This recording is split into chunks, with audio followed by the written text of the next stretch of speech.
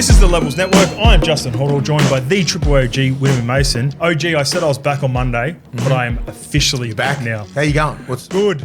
I was fucking hurting. I was hurting. Barley belly. I've never had that. Oh, mate, either have I. It's I know people would seafood. It could be anywhere. Yeah, who knows? Apparently, because it's wet season over there, that's so much more common at the moment. Something to do with the filtration of pools, like getting in and out of pools that and makes not sense. Cleaning properly. Yeah, I think I've only been there like in October. Yeah, okay. Yeah, it's same so as you, like after a footy season. Yeah. I've only been there and it's pretty just hot, humid. Yeah, it's typical barley. So yeah, we got through the live legends. That was the toughest carry. Yeah. Even on Monday, mate, I was struggling just for energy. I was sweating up. Remember how much I was sweating. I was like, what's happening? It's a real deal. But now I feel 100%. Okay, I feel back. I'm ready to go. Yeah. So let's get into this one, mate, and let's kick it off. There's been I guess we'll put a bow on Vegas and wrap it up. And we've got a few comments from people that were on the floor over there, and then one in Daniel Gregory that's been over there, who lives over there in the States, will give us some info. But this one comes from R. Donovan. Scope, I just did Vegas again, and honestly, the Poms game's atmosphere was absolutely awesome, and it fed into the Raiders and Warriors game.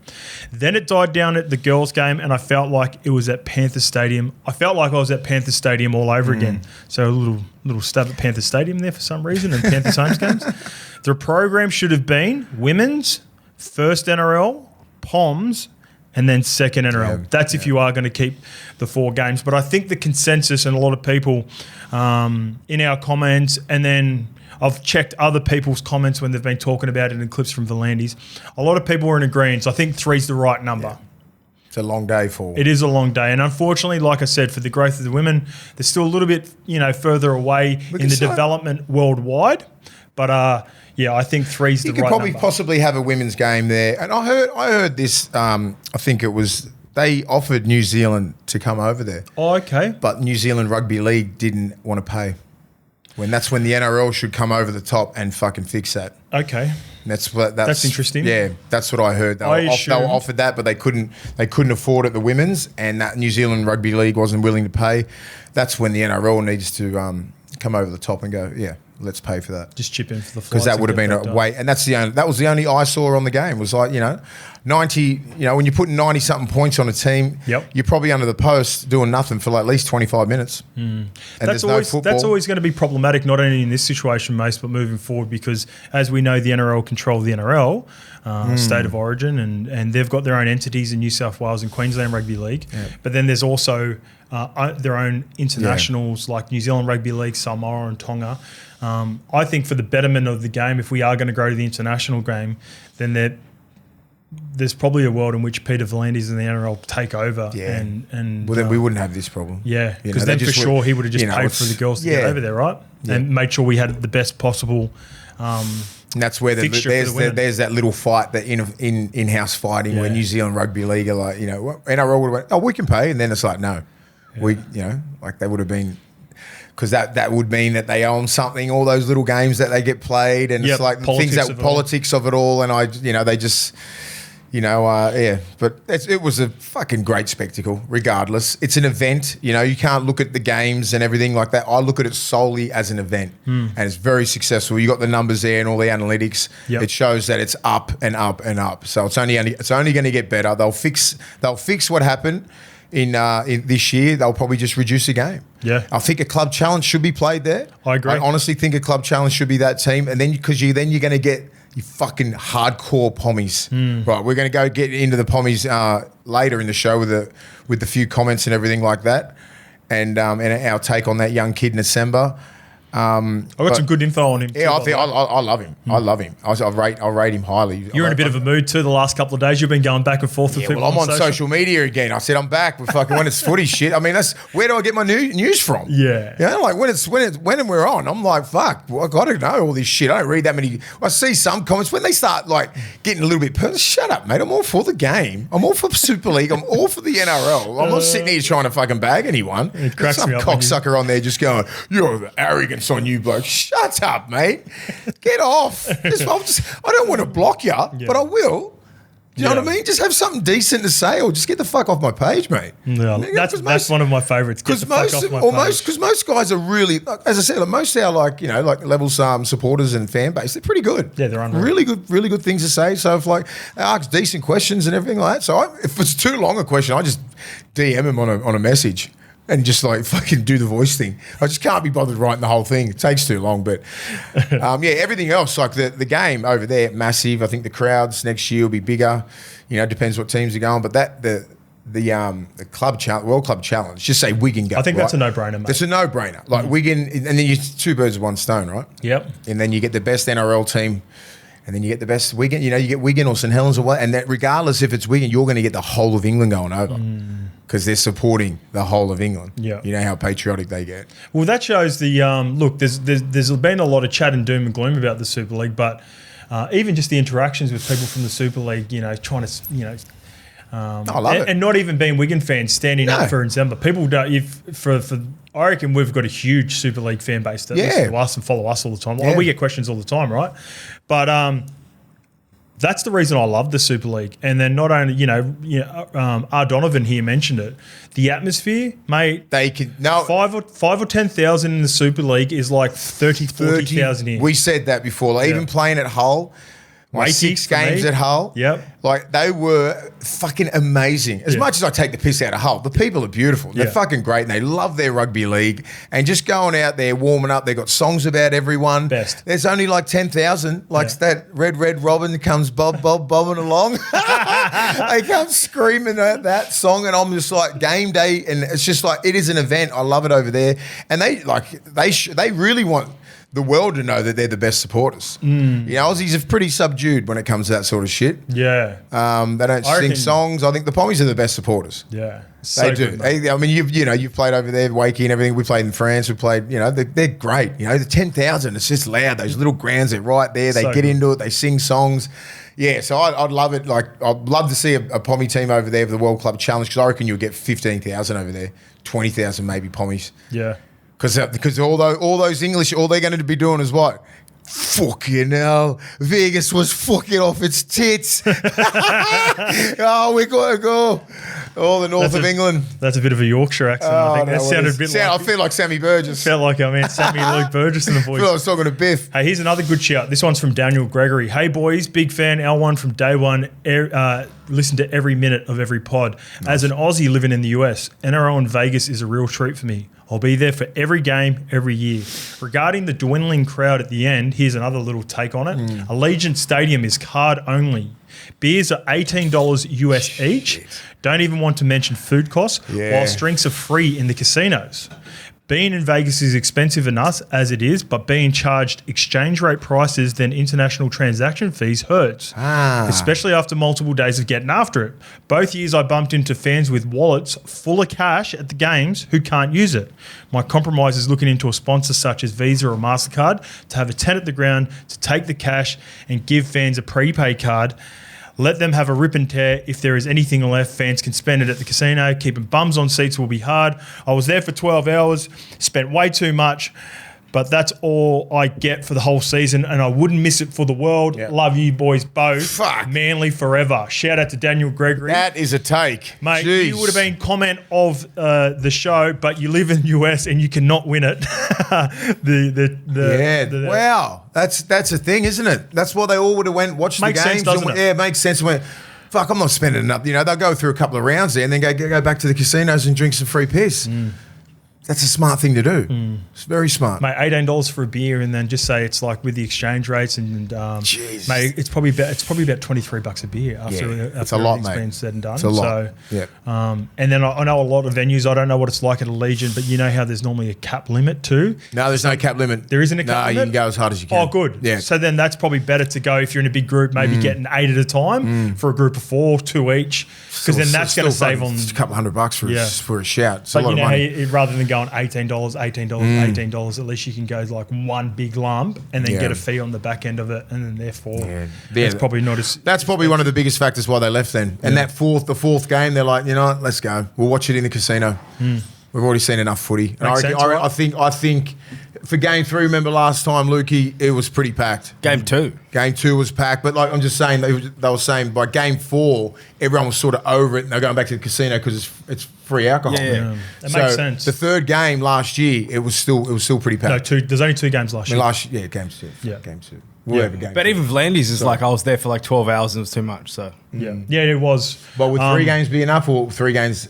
I think 3's good. No, I think 3's good. I think the club challenge is one of them. Did it feel like, Lukey, for you guys last year with the 2, did you feel like you were fatigued at the back end of those 2 games, or did you know, because it's a big zero fatigue, or did you feel like you were ready to go and go on another? Could you have gone another game? No, definitely not another game. That was enough footy. 2 games. 2 games year. plenty for you. Plenty of footy. Okay, Yeah. all right, there you go. It makes so much I could have probably watched another one. Yeah, But in saying that, how many Aussies turned up for the Super League game as well? That's what hasn't really been documented. What was the crowd when the Super League game was on? How many tooled up for Canberra versus Warriors and then tried to kick it out for the 3? Yeah. You know what I mean? That hasn't really been commented on. Everyone's acting like everyone was there for kickoff, as if we would have turned up for the English game, respectfully. No. Yeah. Even though it looked like to be the highlight in terms of the atmosphere, you're probably right. If I was By there, the end, I think, by the If you're second there, half. you're going at By the least second half. half-time of Raiders Warriors, I would have gone. If I was over there, I would have gone for half-time of Raiders Warriors and then watched the women, because it was like smack bang in between the main game, which I wanted to watch, which would have been Cronulla versus What would Penrith. be your formula next year? I think I'd have the NRL team, then the World Club Challenge, then the big one. I don't even think it's a lock, though, the World Club Challenge is going to be got there, it. They've even got it, though I would surely. prefer that. Yeah. But with all that being said and done, Mace, I just think it's a complete success. So it's time to get to who delivered for DoorDash for us. And it's got to be our man, St. Peter VLANDY'S. He continues to deliver, Mace. He's done it again. Vegas, even though we've got some parts of Vegas that we would like to tweak, and he's even said that himself.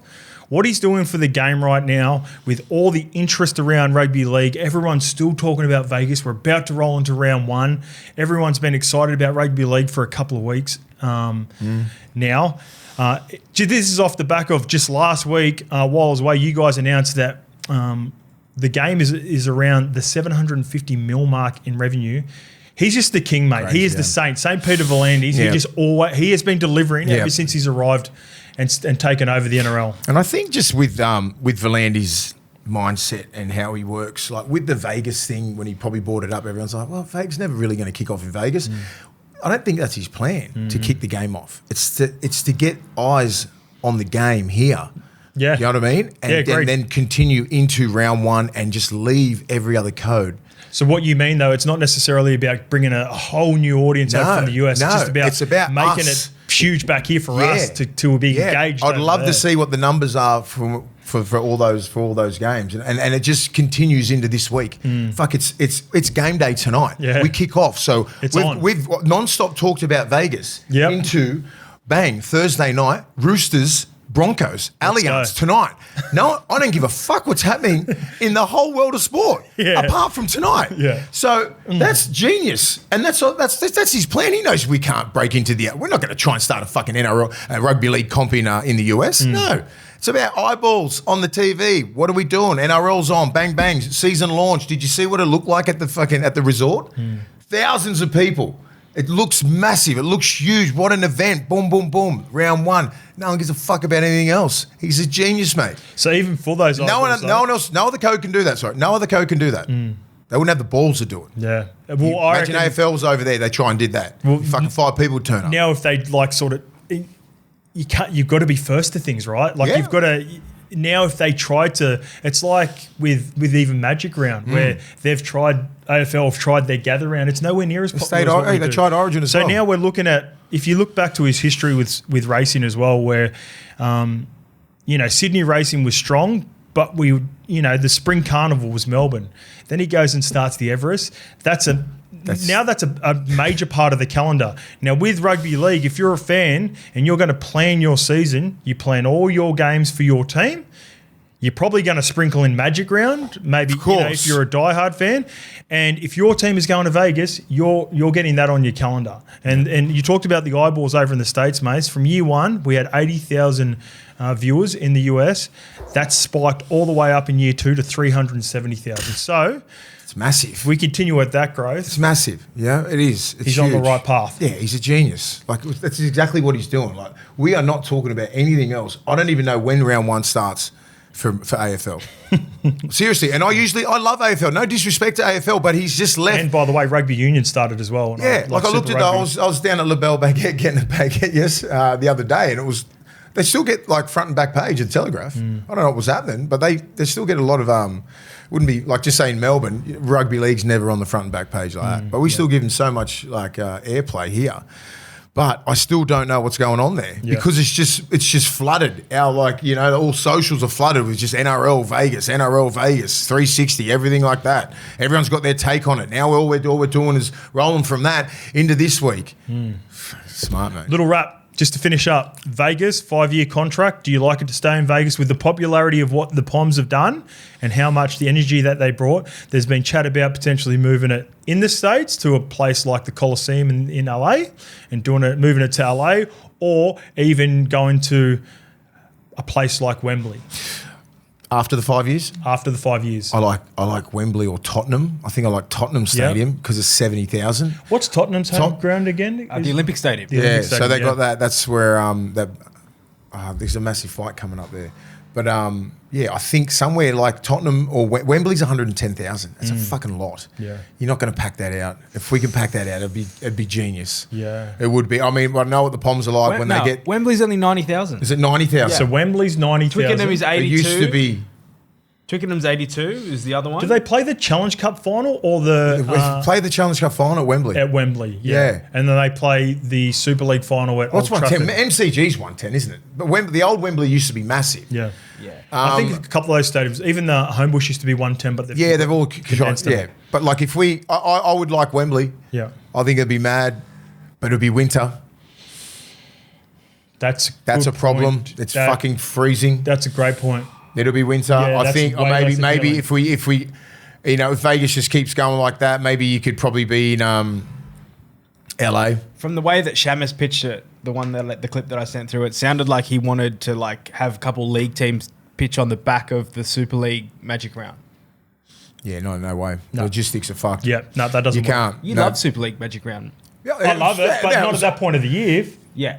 Not for NRL clubs. We're right in the meat and potatoes of the NRL season. You couldn't do it then. They've done it great. We just stole their idea and give them no credit. That's what the NRL did. We stole and took their name and everything. Didn't even try and say. We said didn't even try and put it out. It's Magic Round. I said, isn't it the same shit that we played in 2016 Magic Round in Newcastle? Yeah. And we just fucking stole it and then forgot about the Super League. So give props to Super League for starting that shit. They started Magic Round. That's the Super League. So we just took it and fucking put it on steroids. Would you, seriously, to get back to this, would you go to Wembley?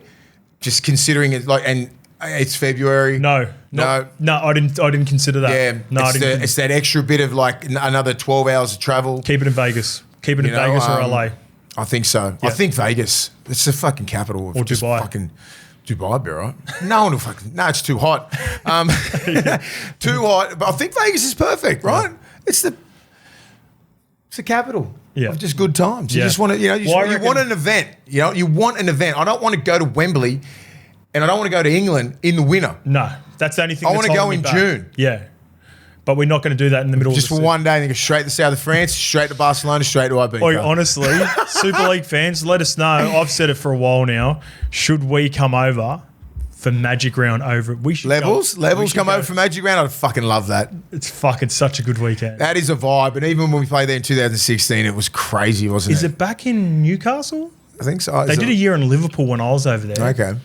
That was mad. They know how to get it done, man. They got some good ideas. Yeah. Mace, this was brought to you by DoorDash, the MVP for dads settling in to watch the footy with the family this weekend. All right, mate, it's time to get out to, I mentioned it on the last episode, our top comment for a spot at the golf day. For the first little bit leading into round one is Jay Gibb. Yeah. And Jay Gibb's comment was going back maybe about 6 or 7 episodes now, Mace. He is the guy who brought up the idea around NRL not doing jerseys on names because of the little clip that would the players would get. That's something that I'd never thought about because for years I thought, why are we not why it doesn't make sense not to have jerseys, names on jerseys, but I reckon that's been a huge part of it and the metrics of it all. 100%. Like I've had this conversation with the game like fucking near 20 years ago, Hoz. Near 20 years ago, I was thinking, why haven't we got our names on our back? And it was just a money thing, mate. Yeah. We don't own our IP. That's right. We don't own our IP. That's why we can't do it. Go to the bargain table. That's why in Super League we always got a little bit of coin from our jersey sell, like sales and all that kind of stuff. But we've never got anything here because we don't own that. And that's why they can put our faces anywhere on any sponsor, and the players get nothing.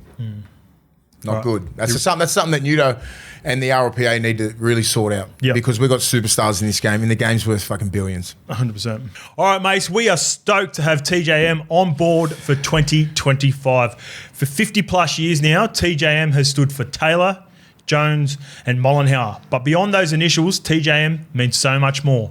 TJM means quality. TJM means innovation. TJM means pushing the boundaries and striding into the unknown with confidence. TJM means taking the lead. TJM's Spring into Easter sales kicks off from March 13th until April the 4th. Headlined by 20% off XGS, suspensions, snorkels and select canopies. Quote online, it takes less than 5 minutes. Visit tjm.com.au for unparalleled frontal protection for your 4x4. All right, mate, it's time to get to the replies. We're going to kick it off with the DCE future replies. So I've got a couple of good takes here. One's for your Bulldogs, mate. This one comes from Nathan Vella. Hey, boys, loving the podcast. Had a thought on where DCE should go next year. Highly unlikely, but if he wants to sign with the Dogs to play 14 in the same way Benji did at South, would be a great mentor to Sexton and Woods. What are your thoughts? Not a fucking chance. No way. He'd never wear a number 14. Oh, so you'd love to have him, but like I'd love to have him, but he's look what he's done for the game, and like for him to even go back there, he's won 7 his whole career. Oh, career, career, 300 something games. Yeah, that's crazy. So think about that, and you want to go to 14 to mentor Sexton. He's like, I'll fucking play in front of Sexton. Do you know what I mean? Like you can't respectfully do that. To Sexton, respectfully, but like he's a person who's played 20 tests, 20 origins, and grand finals, and 300 plus games. He's not sitting there to ride the bench. Would you? Look, this is a hard question for you because you're involved with the Dogs, though. You get an opportunity for a guy like DCE, but you've got the growth of Sexton. You keep that. Gus talked about this on his podcast with Ben Hunt, weighing up what Ben Hunt could bring because it was proposed from Ben Hunt's camp to the Bulldogs, not them chasing Ben Hunt. So he had to weigh up whether getting a guy who's established for maybe a window for a year or two, or the development of guys like Sexton, and then also having guys like Woods. I understand that with the development and with someone like Ben Hunt and everyone like that. And I think there's a totally different kettle of fish there. Ben Hunt's already left the team that he was played at with the Broncos. So once you leave, that whole loyalty and everything goes out the window, where DCE, Manly, always, forever, everything like that. If he was going to go, if he wanted to keep on playing, I'd suggest he go overseas. And just end it over there and just get out of the NRL, have a maybe couple of years over in Europe and still play well, take his young, beautiful family over there and enjoy life. Here's one for you. All right, this one's from user name not found. Here's another hypothetical scenario. Hey, boys, great pod again. Second time commenter. How's this for a shake-up? Knights miss out on Dylan Brown. DCE takes the 1.3 per season for the next 2. Takes the young pup who's in Newcastle system under his wing. I'm just going to put the notes in for this as well. Lukey, look up. There's some... I'll find it later. There's a guy coming through the system in Newcastle. Apparently, he's like a really good young half, and he teaches him the nuances of the game. This keeps KP happy for the short term, and the Knights, over the past couple of years, the Knights have made the finals with New South Wales Cup play at 7, so he's having a bit of a stab at the spine, like we've talked about before on the bars. DCE would make the Knights a genuine top 4 threat with maybe one big boy short. He would be. Yeah, he would. You think that's a nice location for him as well? But you honestly think, is he a chance of leaving? Oh, I don't know. I've got another one staying at Manly. Okay. I'll listen to this is all like a hypotheticals. If he goes, Newcastle would be a good fit. Yeah, I think so. And here's one for you as well. I always talk about Ches being my best mate. I joke around about it. Jamie Buhrer is 100% his day one best mate. Loved his time in Newcastle. Loved his time in Newcastle. So I wouldn't be like if it did. If Ches was to leave and they didn't get. Or the Knights miss out on Dylan Brown, I could see DCE considering a club like Newcastle. I could see him. That'd be a good move. Fletcher Sharp at 6, KP at the back. That'd be really appealing.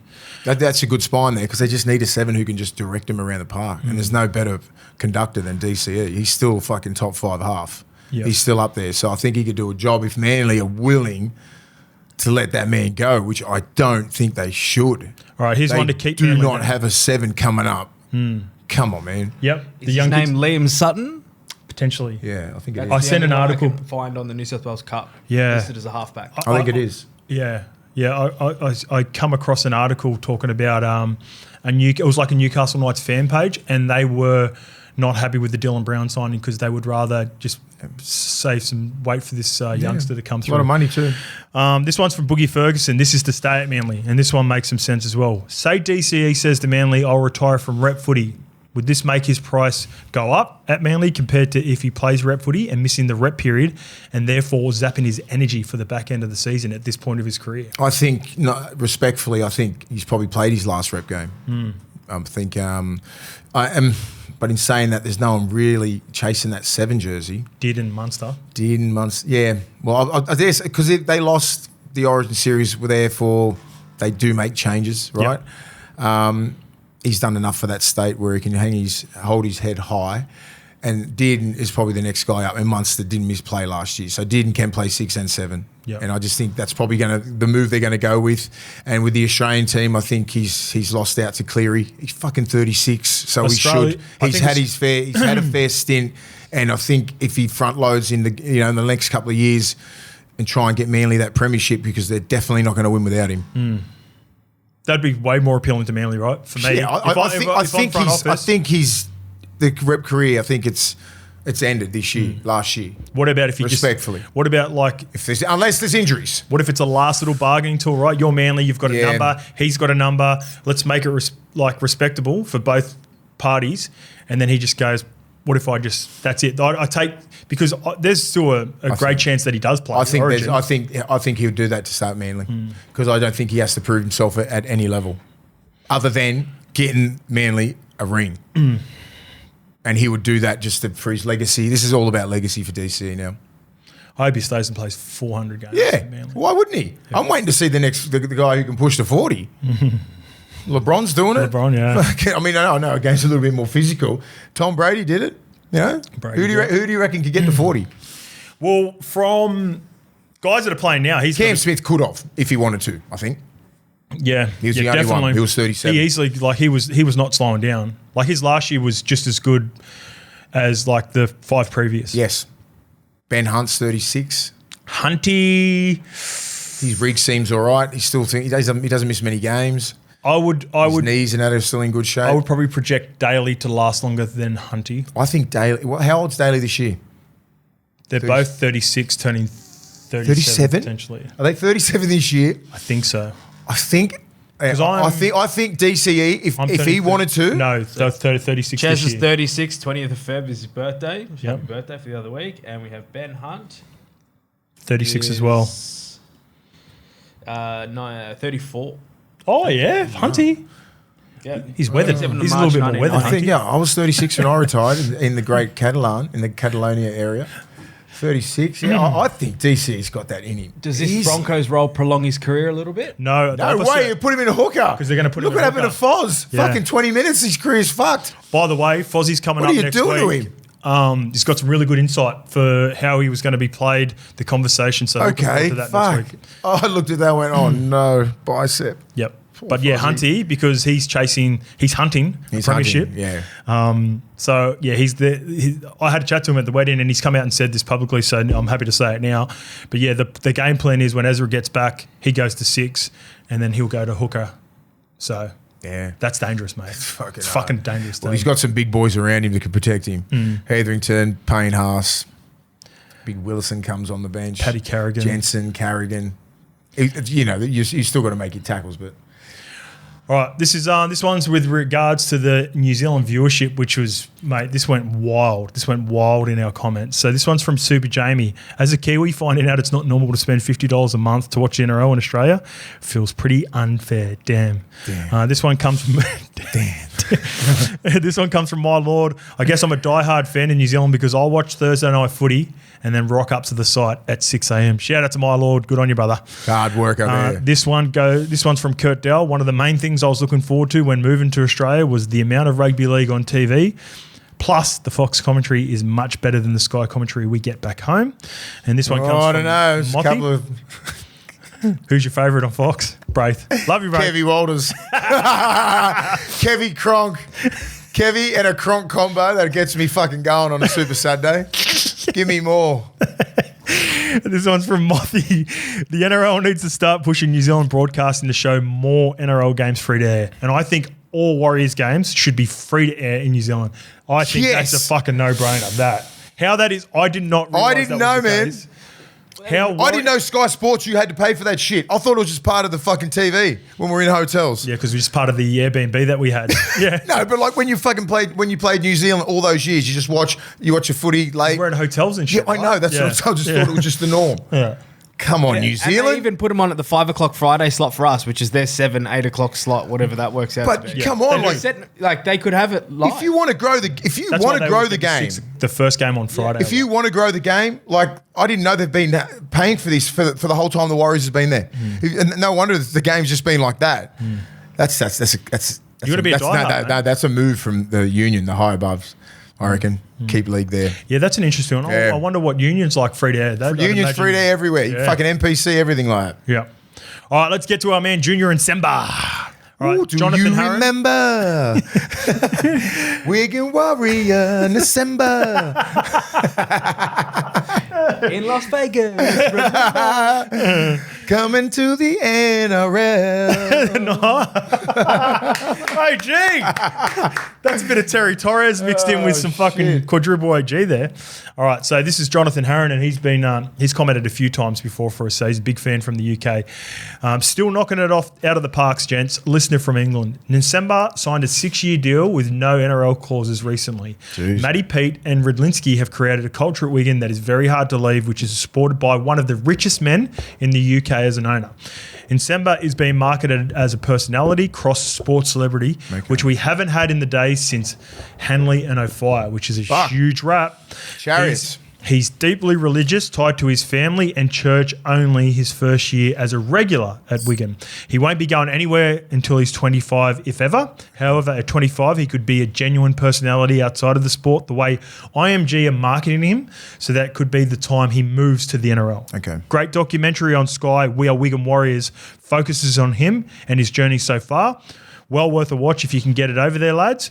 Just to continue the policy of the previous owner was to sell and generate profit for the club if the NRL came calling. The new owner is in the top 100 wealthiest men in the UK and has no interest in selling. Yeah, well, I mean, we just love talent, the best talent, and I think the best talent is in the NRL. There's no hate against Wigan Warriors or anyone, or we're trying to steal them. We just want to see the best kids over in the best comp. If he stays in Wigan till he's 25, that's probably going to be his peak.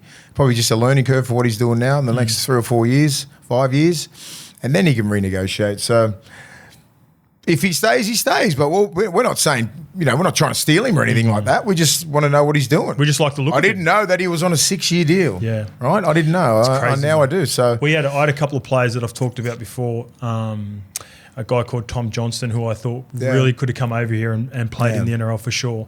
And they're on like 4 or 5 year deals, and like the money is. Is it good? What's the salary cap there, mate? It's not great, but for them it's good money because the cost of living is different. Yeah. Like I'm not going to even try to speculate what NSEMBA might be on. I gather he's some of the. During my time, some of the best POMs would be on anywhere between 100 to 200,000 quid. Right, but that's a lot of money, mate. That's established players too, by the way. Junior and Semba's a young player, so he might have got maybe less, but back ended with the 6 years, which is super appealing to a guy. Don't know what his upbringing was like, but if you come from a blue collar background, like a lot of us, then to get a 6-year deal on that security, that's super appealing. Oh, I don't like these contracts for these young players over there. 6 years too much, mate. Is that protecting their transfer value so they can get a fee if he does choose to go? So he's got no. This is what Jonathan Harron has said. So some have got transfers fees. So for example, Tom Johnston, I go back to him again as an example. He had something ridiculous for a winger, right? For a young winger that's plays for Wakefield, he had something like 100,000 UK transfer fee. That's crazy. So there was maybe half a dozen teams that were interested in Tom after seeing him play in the Super League, but then they just went, we're not paying $200,000 Australian or whatever to bring you over, plus then sign you for another 150, 200. So that sort of killed the dream for Tommy. It does kill him, doesn't it? But then that gave Tommy security to provide for his family and all that. So there's, you look at it both ways. A lot don't want to come over here. That's it. Like, and some that's not appealing. Yeah, that's fine. Like the north of England, it's fucking great. You're in Europe, it's a great country, and like you got all your friends and everything like that. If you want to test yourself and you want to be the best player, which I think this young kid might in a couple of years, you're going to come to the NRL. You want to come to the NRL and test yourself over here because, and then I've read some comments saying, "Oh, everyone can play in the NRL." I'm like, come on, just. Don't be fuckwit. You know what I mean? They're just poking you, mate. No, I'm just saying. Like, I mean, I'm a pretty good judge of football. I know who can crack the NRL. It's not most of these guys can play NRL, maybe like fucking 10 games or something like that, most of their best players. But can you maintain NRL for like 10 years? There's about 3 or 4 from each 5 years. There's a few. There's a few, right? Like, you're not going to come over here and be an absolute rock star. And I think most forwards can transition easy because they're big, strong, fit, with a skill set. That's all you need over here, right? It's the outside backs and the halves that can't really transition. That's why I look at NSEMBA and go, he's built for the game, right? He's athletic, he's big, he's strong, he's got offloads, he's got skill, footwork. Fuck, you could play that here. But like a lot of the outside backs, halves, the transition is hard because of the defensive principles that we have over here.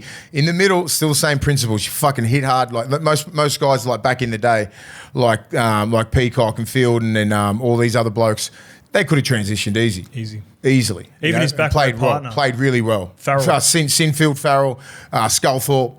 All those blokes that I played against for about 6-7 years, they could have played over here. But the money was fucking big over there. Yeah. It was decent. You wouldn't even have risked it. Yeah, OG Farrell. So there's OG Farrell, but there's also the Liam Farrell. He's played in the back row for Wigan now. He could easily come over. He's been. I can't believe he's still going because I rember playing against him in 16 and I thought he was a little bit older. But he's been around for a minute. It's just the week in, week out, non-stop. Like over there, it's just like you can play a lesser team and it's like you could play at 60 or 70% and fucking towel that bottom 4 team up. Challenge Cup, towel every team up. What was that? What was that team that we played against? Batley fucking pump those blokes. You get the off games where if you're sitting at the top, back to 04. from if you're like Penrith or even like Brisbane or something like, you play like the Dolphins or Titans, it's fucking on. Anyone can win. You got those 2 teams up top, and then everyone else is very even. That's the only difference between us and Super League. It's just fucking every team is on every game, and you can't have an off game, and it's consistency, right? The promotion relegation system over there too. Like, think about it from this. Like, if you're not aware of that, so a team that gets promoted is obviously come from the division below, but they've got 50% part timers because it's a part time competition. So when they get promoted, they've still got 50% part-timers. Like, think about that. So you're going to play guys that for 2 or 3 years were working, basically being like Ron Massey plays and that over here, and then they're delved into full-time training for... Yeah, it's crazy. Like, it's the jump. So you've always got at least that one game of players like that.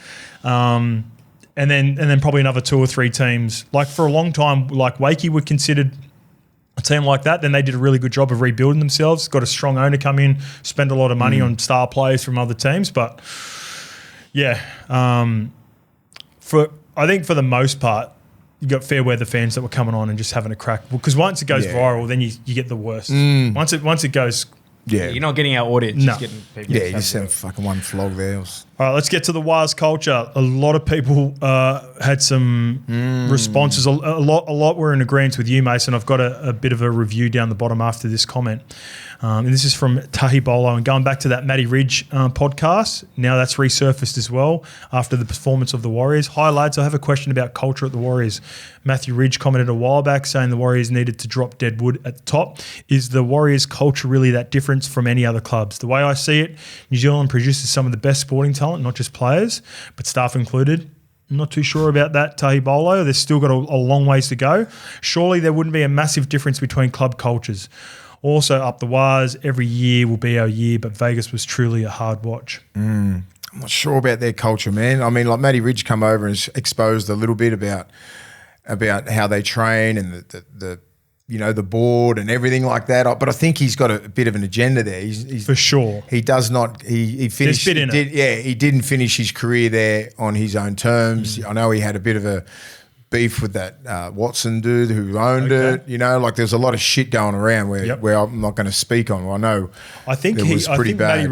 Matty Ridge is specifically referring to maybe people on the staff that have been around there for a while now. And if you're trying to pick a name, and I don't know, I don't want to put words in his mouth, but you'd assume it's got to be guys that he played with, right? So it's got to be guys like Stacey and all that. Like he's 100%. He didn't say their names. Yeah, I know. Like, that's who he's referring to. I'm like, who else does he know there? Yeah. Because Webby would have bought half these people. Like he would have had the choice of like the S&C and all these sort of blokes and everything like that. And I'm not sure like how, you know, when you talk about culture, it's a fucking word that's very broad. Like when you say Bulldogs culture, and I'm like, that's not the culture that these young kids have. Like there's like dogs of war culture, there's entertainers culture, but they're just part of like teams, right? And ours, we got anointed with that, right? And it's like we don't create your own culture. Yeah, you create your own culture. Yeah. Exactly. The coaches, the players, the inner sanctum. That's what's created. Not the fucking culture from 95 Warriors, not the 2003 Warriors, not the 2011 Warriors. Totally different teams, totally different players and coaches. Whatever it is now, what Ciro's creating at the Bulldogs, what Rilesy's creating at Parramatta, these new coaches are creating their own culture. Do you know what I mean? You respect the DNA of the club. What Parramatta's done, Bulldogs done, and New Zealand Warriors and Storm and everything like that. You respect their history and you create your own culture. And that's it. And it's up to Webster and that playing group and from the CEO, the chairmans, all the way down to be on the same page. And that's how the culture gets set. I don't know what the fucking hell. I don't know what's going on in the Warriors.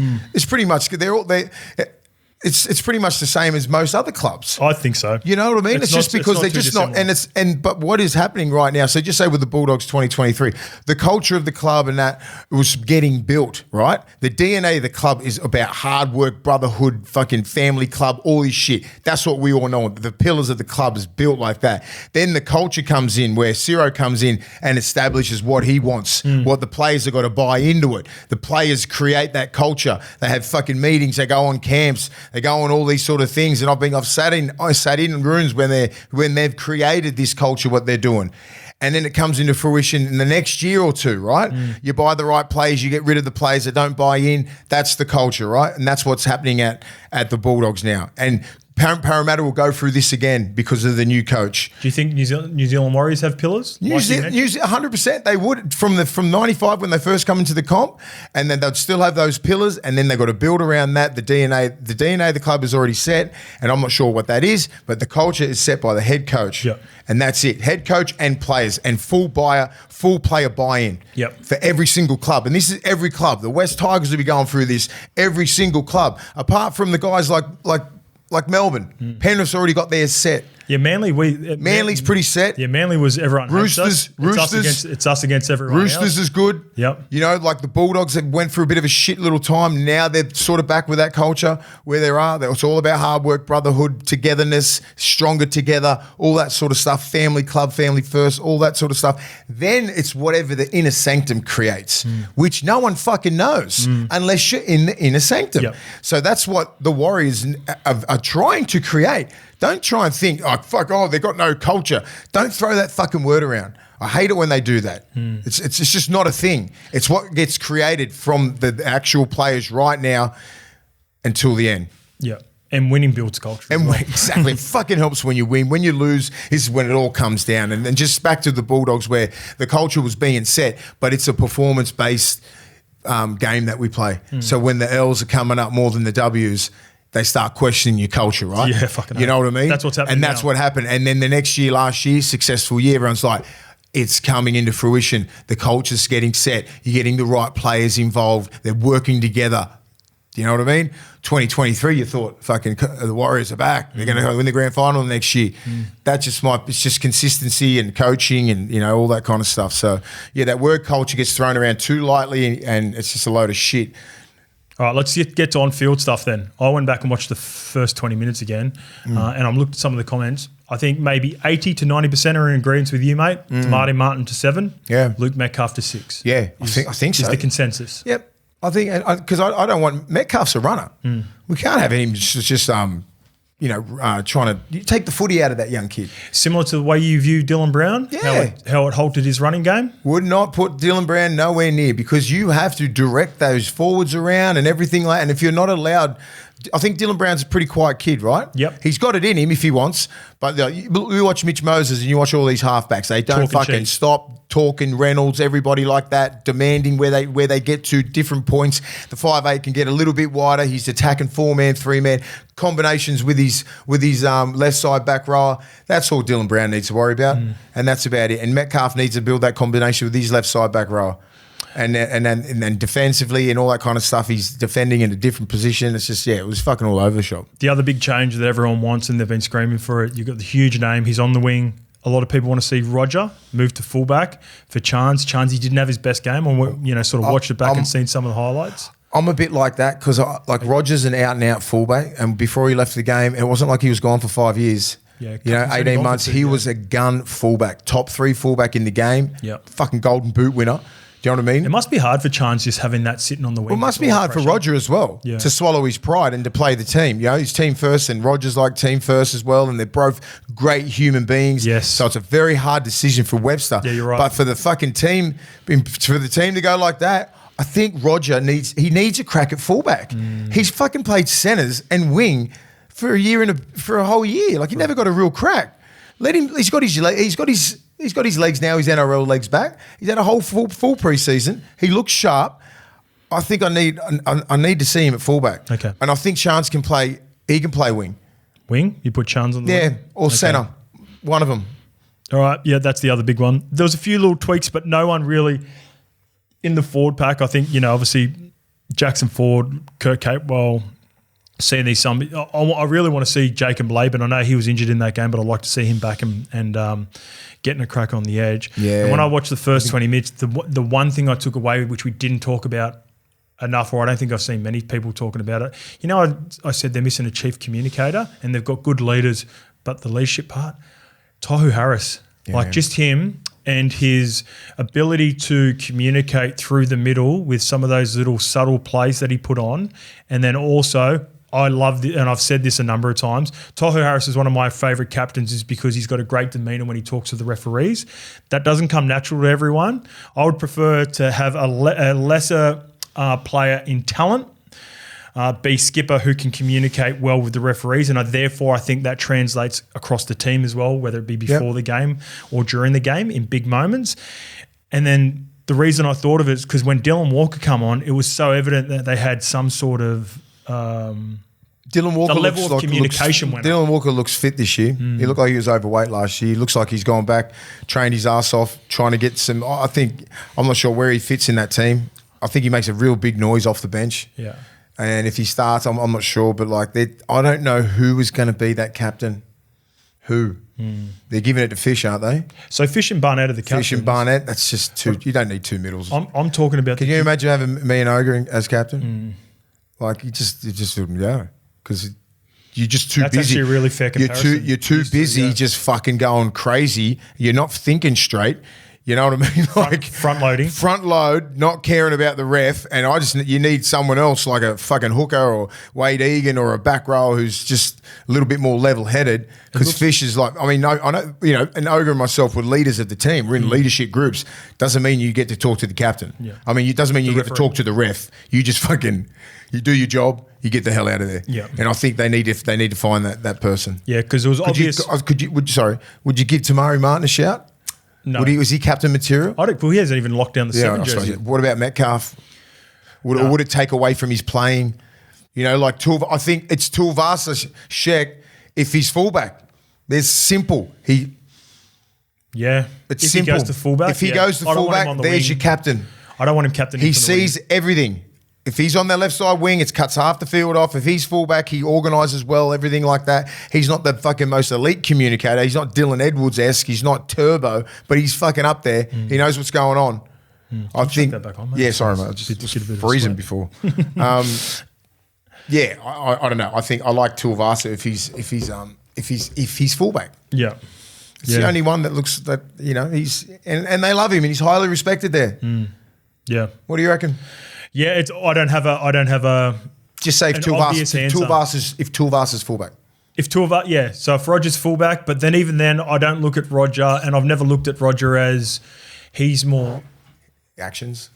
Yeah, that's what I'm saying. But he's not a choir boy. He reminds me. Here we go. He reminds me of Teddy as captain, and what I mean by that is Teddy's the best player in the Roosters. I don't think he necessarily communicates the best with referees. But he's line prepping that. No, I mean, fuck, who cares about the refs? Do you reckon it's big with the refs? Yep, I think it plays a part in captaincy only. In captaincy and making sure that the communication and something as simple. Remember, like when Tohu Harris last year, Cam Smith was the king. Cam Smith's a fucking goat. But for Tohu Harris used to be really good at going over to the referee during an error, penalty or whatever, asking a little question, just buying your team an extra 15 to 20 seconds. It's a lot for the middles. It's huge, mate. Huge. It's huge. And he would throw out some random question to the referee that had them thinking, and it was really just to I mean, because you got to stop the ref with a good question, because most of them go away, I don't want to hear it. So you need to come with a decent question. I'm still going with Tuivasa because I just think he's just got. Did I turn that on? Sorry, mate. I just think he's got the runs on the board. He's highly respected. It was on 23 degrees too. No, I had to turn it. It's freezing. Were you not cold? Is it not going on you? I was all right before, and it must be blasting straight on top of Wow, fuck, non-stop. Yeah. All right, let's get to, this is a good question, and this is my question of the week. Edge versus middle differences, and this is for UOG. This one comes from Covey Brown. Hey, boys, L1 from day one. Had an interesting thought watching Penrith on Sunday. I know Willie played both back row and middle in his career, and watching Penrith, I can't help but feel like edge guys like Sorensen and Papali'i could also flourish in the middle. Yeah. My question is about what the key differences you're looking for between an edge and middle forward, and whether strike back rowers with elite power, such as Olakuatu, Kikau and Fafita, can also be gun middles. P.S. I'm an 18-year-old lifetime NRL fan, but you blokes in the potty have helped me really reignite my love for the sport in the last couple of years. Up Manly, year of the bird. I think the edge defender, Liam Martin, the right side defender, is probably the hardest position to defend in the game. And he's the best at it, right? Why is he so good, mate? Because he communicates with his middle, and it helps having really mobile middles with Leota. You got Lindsay Smith, he's had Fisher Harris there, and he's had Kenny as well, and Yowie. They all move really well, and they put a lot of pressure. So when you're just say it's the left side of the post there, play the ball, and your markers are just say they're Yowie and Leota. And then you got A, pretty much a B, and then the four-man's on the outside of the post, right? Yep. That's where he holds most of the time. And so, like, you're probably going to have two ball runners there straight, and they're going to have the block shape, all that sort of stuff to try and get around the back, to try and get the A and B to bite. So the marker defense from the middles is so elite, they'll put pressure on that ball player. The A will do the same thing. It'll release B, right? Yep. And then so Liam Martin can even get a little bit wider. He's not on the lead block. He's not on the lead runner. He's already on the guy out the back, or the guy at the back. If he passes early, he can jam anyone. So right? If you're Liam Martin, you've got shit middles with bad movements. Yeah, you worry, you get tighter. You get worried, yep. And then they end up skinning you on the outside. So, but because he's got such good middles, and their A and B put so much inside pressure, and they hunt, they come straight off the line, but then it's a sprint pretty much sideways with their hips square, putting pressure on those ball players. And they know if they're not getting rid of the ball quick, they're getting cracked, right? So Liam Martin can just sit there, wait.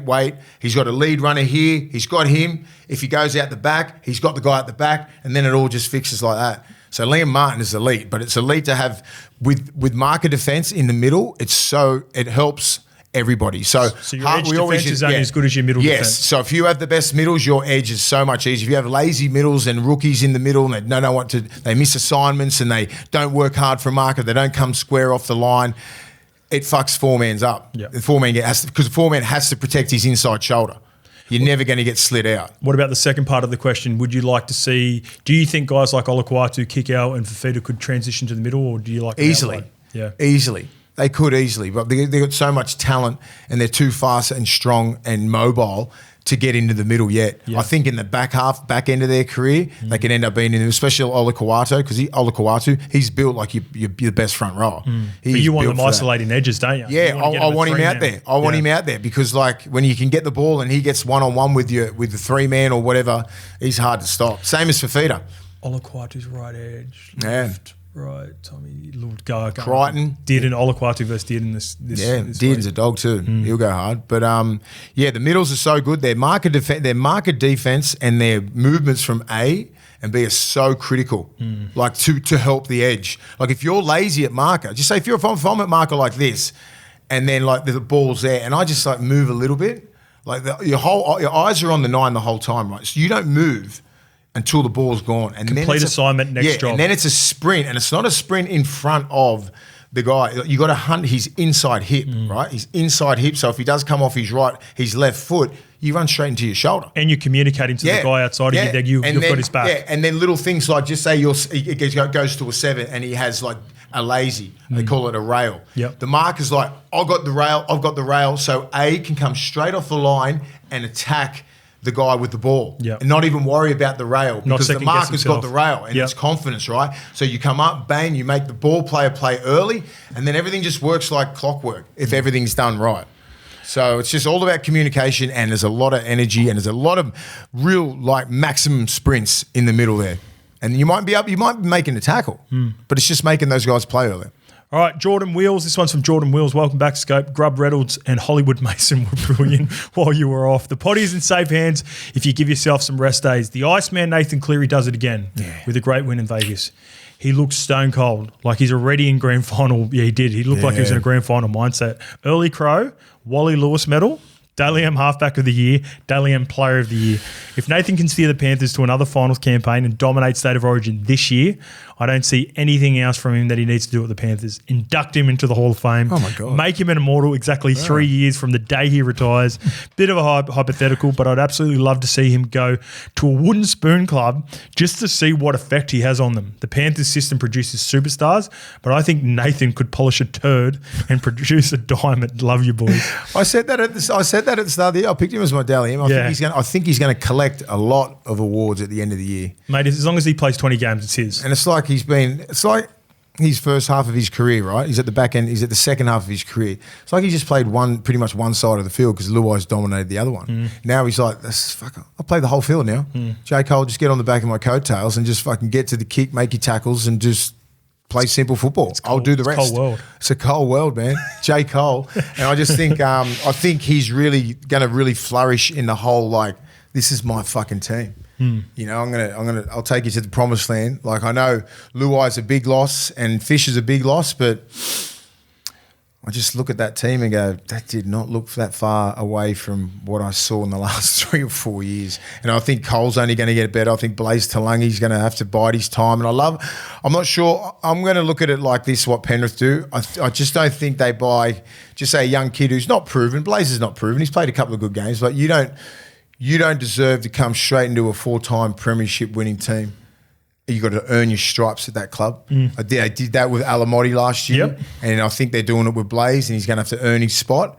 He's going to have to earn it at training and then on the field as well. And then I think mid-year, you'll probably see him come into the team somewhere and probably finish it off like it's been the best buy of the year. I think that's what Penrith do because you don't just, nothing's given, everything's earned. All those other boys, you know, imagine being in that position if you're Liam Martin or Isaiah. We bought Blaze Talangi, he's played 10 games. I don't give a fuck.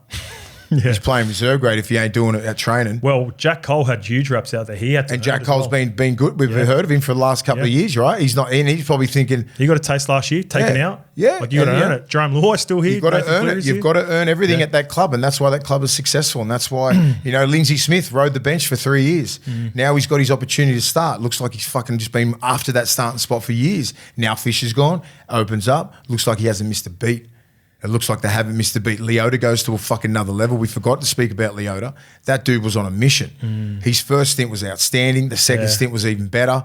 And like, he's their man now. He's a man. He's that dude. He is him. And I'm like, I love that shit, bro. Respectfully to Fish. I think Leota had him for the last couple of years. I think last year, Moses playing so well and the way he did, look, it was for family reasons to let Fish go back. But if Penrith felt like they needed him, I think it's because Moses was playing so well and has sort of taken, Yeah, it's like, and I'm trying to say this respectfully about them. You know, like Moses had done so well that it allowed them to go for family reasons and mana and pride. And back home in New Zealand, you can go home to New Zealand represent. You got one prop and 1A. You know, it wasn't far behind. And I think Leota's, you know, like he arrived 3 years ago. And I love the story because Ciro told me the story. He had him when he was younger. And I went, fuck, I even love him more because he was like, he was unfit. He didn't work. He was a little bit overweight. And this is a lesson that every fucking young kid out there, especially Polynesians who are overweight and not fit enough to even get through a full game of fucking SG ball or flag, work your ass off. Work your ass off. Like that's it. Because everybody, most Polynesians, the young kids, man, they got everything given to them, blessed genetically, but it's fitness, man. This game is all about fitness. If you're fit and you can fucking tackle your ass off, you got 1 foot in first grade. Because you bring the rest. Because I'm pretty sure you can run hard and hit hard, right? Physically, like it's that part of the game, Pacific Islanders and Polynesians, that they never have to worry about that. It's the attention to detail. And Ciro told me that story with the golf last year as well, about Fish taking him under his wing. Like he's the reason Moses is who he is now. Hayden Knowles was telling me a good story on the podcast I did with him, and he was a trainer at Panthers at the time, and it was another trainer that was actually in and around the locker room, and he heard Fish say to a younger player, he didn't know who the younger player was, something happened, and then Fish goes, "We don't do that around here." And the kid goes, "Oh, sorry," and just like sort of apologised. And then as the trainer come out, because he didn't see what actually happened in the interaction, he come out and he goes, "Oh, what happened with so-and-so?" to the younger player. And then Fish like sort of just didn't think anything of it, like didn't know anyone else was around. And then he goes, "Oh, I just tried to throw some strapping in the bin and it missed, and he just left it on the ground." So he made the young kid go back and pick it up. Exactly how it fucking should be. Yeah. That's what you do. I knew you'd love that story. I fucking do. That's exactly what you do. Yeah. The young kids, like just say our SG ball kids and everything, they're not allowed to walk through first grade training session. I mean, like there's up the other end, and then there's a tunnel out there, and through there is NRL like dressing sets and gym and everything like that. They can't walk through there. They walk around that way. And that's just because that's the way it is. You got to earn your right to be in that whole fucking building. You stay down that end.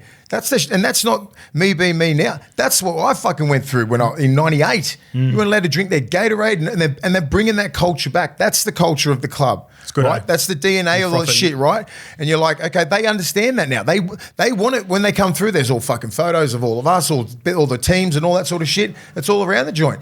You want to aspire to be on that fucking wall. They've seen it. They know what it is. Because they're in the gym when they work in the gym, and that's their session. But other than that, they're not allowed to walk anywhere else. They're straight down the other end. Yeah, but they look up there. They want to be on that wall because that's what I want to fucking. That's what I was like when you're young, and that's how you breed that sort of fucking those young kids that are just coming through, going fuck, I want that. You know, so that's what Penrith's been. That's a great culture. That's that's what you want to build. All right, mates. I caught up with Cam Munster through the week. We did a little Zoom chat, and here is the chat brought to you by Athlete.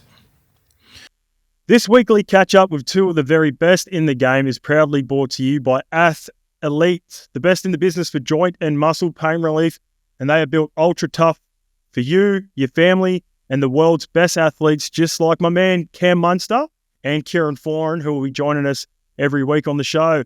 Luke will share the link in the bio, plus for your chance to win a performance and recovery pack valued at $500. Get your questions into the comment section on YouTube for Foz, who will be on next week. We forgot to throw that out on the last show last week as I was away for money, but moving forward will be the same for money as well. So let's get to the man himself, Cam Money, the Prez Munster. Thanks for joining us this year on Levels, brother. Thanks for having me, Scope. It's a great initiative, and I really appreciate you having me and Foz on, mate. One of the greats of the game, Big Fozzie, unfortunately injured at the moment, but I'm sure he'll get back and ready to rock and roll for the team. Yeah, mate, we were chatting yesterday just before we get into the questions for you, and he's really excited for this year as well. A bit obviously disappointed with the injury, but they're expecting big things up with the Titans, and with the show, he's a little bit older and more sure of himself now and where he is in the game. So this will be good chatting to you guys. You've been around for so long, sort of different parts, different levels of your careers, where you're right in the meat and potatoes. Fozzie's getting to the back end. So it'll be good to get the two different perspectives of you guys. But let's kick it off, mate. Let's get straight into it. Vegas was in over the weekend. I want to get your thoughts on the two games, the two NRL teams. So we kicked off with the Warriors versus the Raiders, who looked really impressive. Ricky's got a good Raiders call there, and that was followed by a really competitive game in the Panthers, just getting the chocolates against the Sharks. What do you think of the four teams that played over the weekend, mate? I had in my tipping comp, I had obviously the Warriors and the Panthers. I did say on the potty with 167, I'd go to Sharks, but after the way that the Raiders defended, and they probably haven't been known for being a great defensive side, the Raiders, and when they played against the Warriors, when you think about that type of team, they're very skillful with Webster as their head coach, so they got points all around them, and unfortunately the Raiders kept stopping them, so they've done a lot of work on their defense by the look of it, and Ricky's got them prime ready to go. I reckon they would have got a rocket after that incident in the elevator, but I'm sure we don't have to go into too much detail for that. But I really got the team up and about, and obviously pulled the Warriors' pants down. I know it was a disappointing result for the Warriors, but they'll bounce back. For the Sharks, I thought they were really good the first 20 minutes when you looked at them.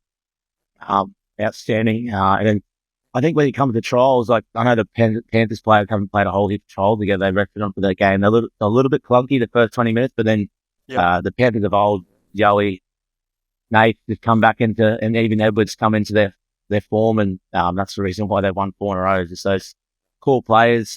When you got Yowie running the ball playing for him, and then you got Nathan making decisions, and then Edwards is just so fit.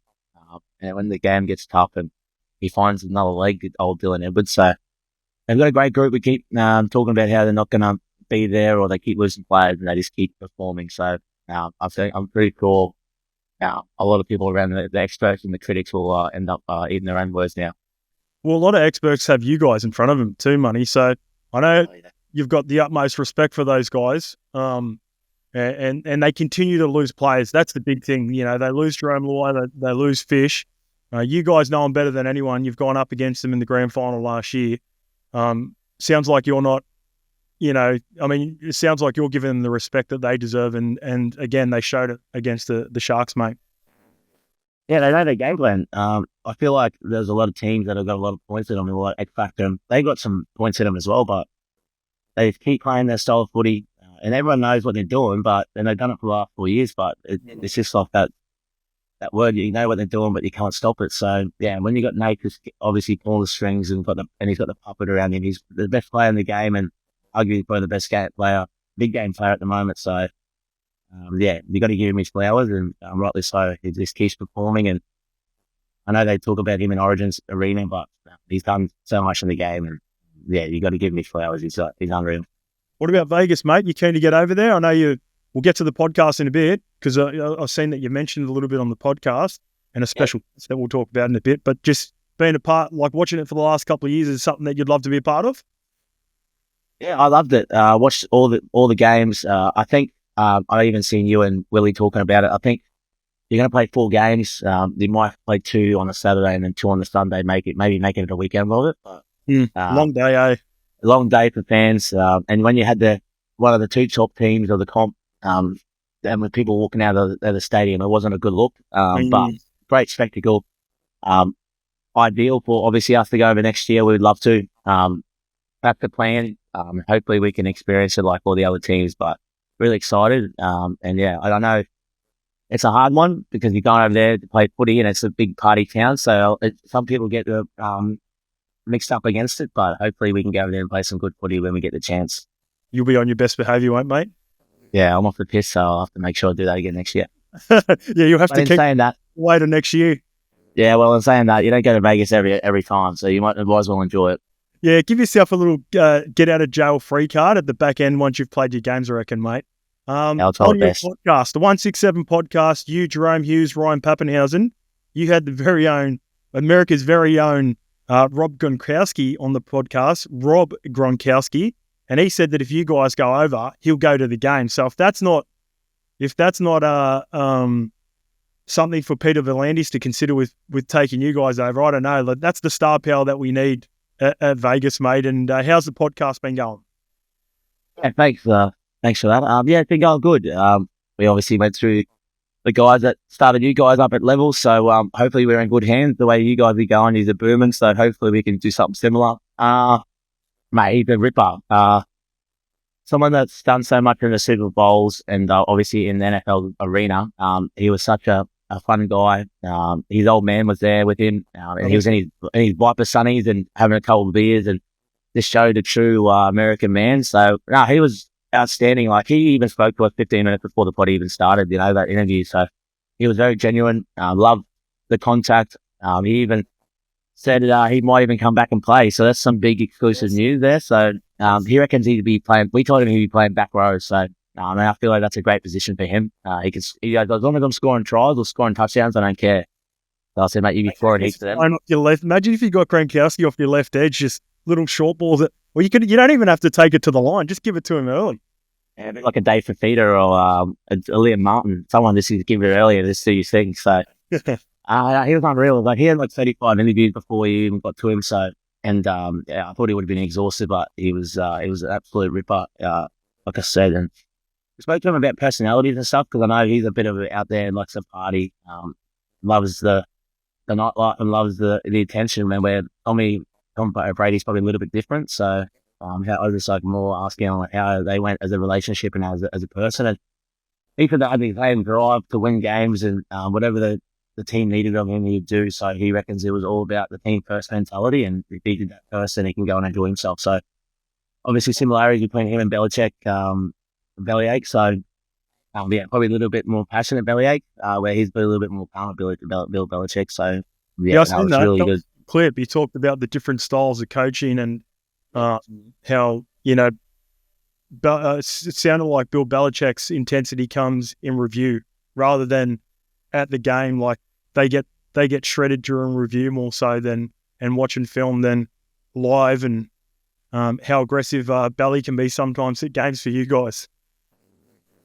Yeah, Belly really did hard on his sleeve. I think, unfortunately for him, he doesn't really care about the camera. He's more happy to give a spray, even in the box. But yeah, like you said, Bill Belichick's very calm and collected when it comes to the TV. And he said he did get a couple of safety sprays from him once.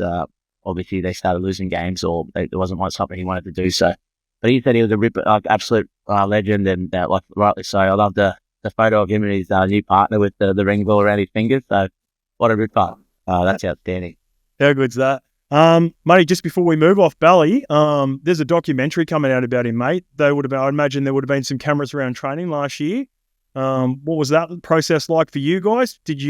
Were you involved in it much? Do you know how much we're going to see, more so the players, or is it just purely just following Belly around? How do you think it's going to look, mate? I did do an interview with the producers and stuff about Bellyache, so I'm not too sure if I said enough nice words about him. So they might not use that. If they do, then it might make it and paint him in a bad way. But it was 4 years in the making. They wanted to do a little documentary on him, just because obviously he was thinking about retiring. So every year it kept dragging on because he kept re-signing. So it was like a 4-year wait, and we had cameras all around us and meetings and stuff, and we're just like, give it a rest, Bellyache. Are you leaving or not? So now they just they wasted too much money on him, so they just gone, look, we'll just make a documentary of you. We'll wait until you decide to retire, or even in the works later in the years. And they like to have enough of it because they just decided to obviously publish it now. So it's outstanding. I feel like we're very lucky to be involved in the documentary due to the fact that it probably wasn't about us. It's probably more about Bellyache and the big three and the culture and that before us. So for us as younger guys or older heads of the team, we're pretty lucky to have that exposure. So yeah, it's pretty nice, but it was pretty frustrating at times. You couldn't say a whole heap of things in the meetings because they're filming. So, but I feel like it's been a little bit of a rat. You couldn't be your cheeky self as much because you're worried about it coming up on the doco? Yeah, I was a little bit worried about it. There's some stuff I had to ask him to cut out when I said some stuff to him. So we kicked it off. It's all good now. So we've I think there might be some of us, but there'll be probably more Smithy, Bill, Cooper, and probably Bellyache and maybe Frank Benisi. Some of the boys will feature, but they'll probably be like a little snippet. So it's still nice to have your name in the lights with Bellyache. Yeah, that'll look good, mate. Throughout the week, Andrew Abdo was on the podcast with very good friends of ours, the Hello Sports, and he mentioned that they're going to be bringing out a new rugby league game this year. So my question to you, I want to go through about 4 of the key attributes and sort of find out where I know you play video games or you've played video games in the past. So let's get your ratings, say from 0 to 100. Let's start with speed, your rugby league speed. What do you reckon it's going to be? And be as accurate as you can be on it. I was starting my career out in 85. Now probably about 65, 70. You're not going to be as low as I reckon about 80, mate. What do you reckon? 80. All right, I'll go 70. I'll go 78. 78. All right. Yeah. Let's lock in your strength rating for the game. For my position, or just in general. Well, I reckon it does account for your position, and I reckon you'd be really high on it. Like I was thinking that. Tackles. I'm gonna say 85. 85. Yeah, the strength. Awareness, footy awareness, and we'll put these together. Footy awareness, footy IQ. What do you reckon that would be? Footy awareness, footy IQ. I'm gonna go 80. 80. Yeah. And then overall, put them all together with a number of other things. They'll have other little different ratings. What do you think? What are you going to think you're going to be overall?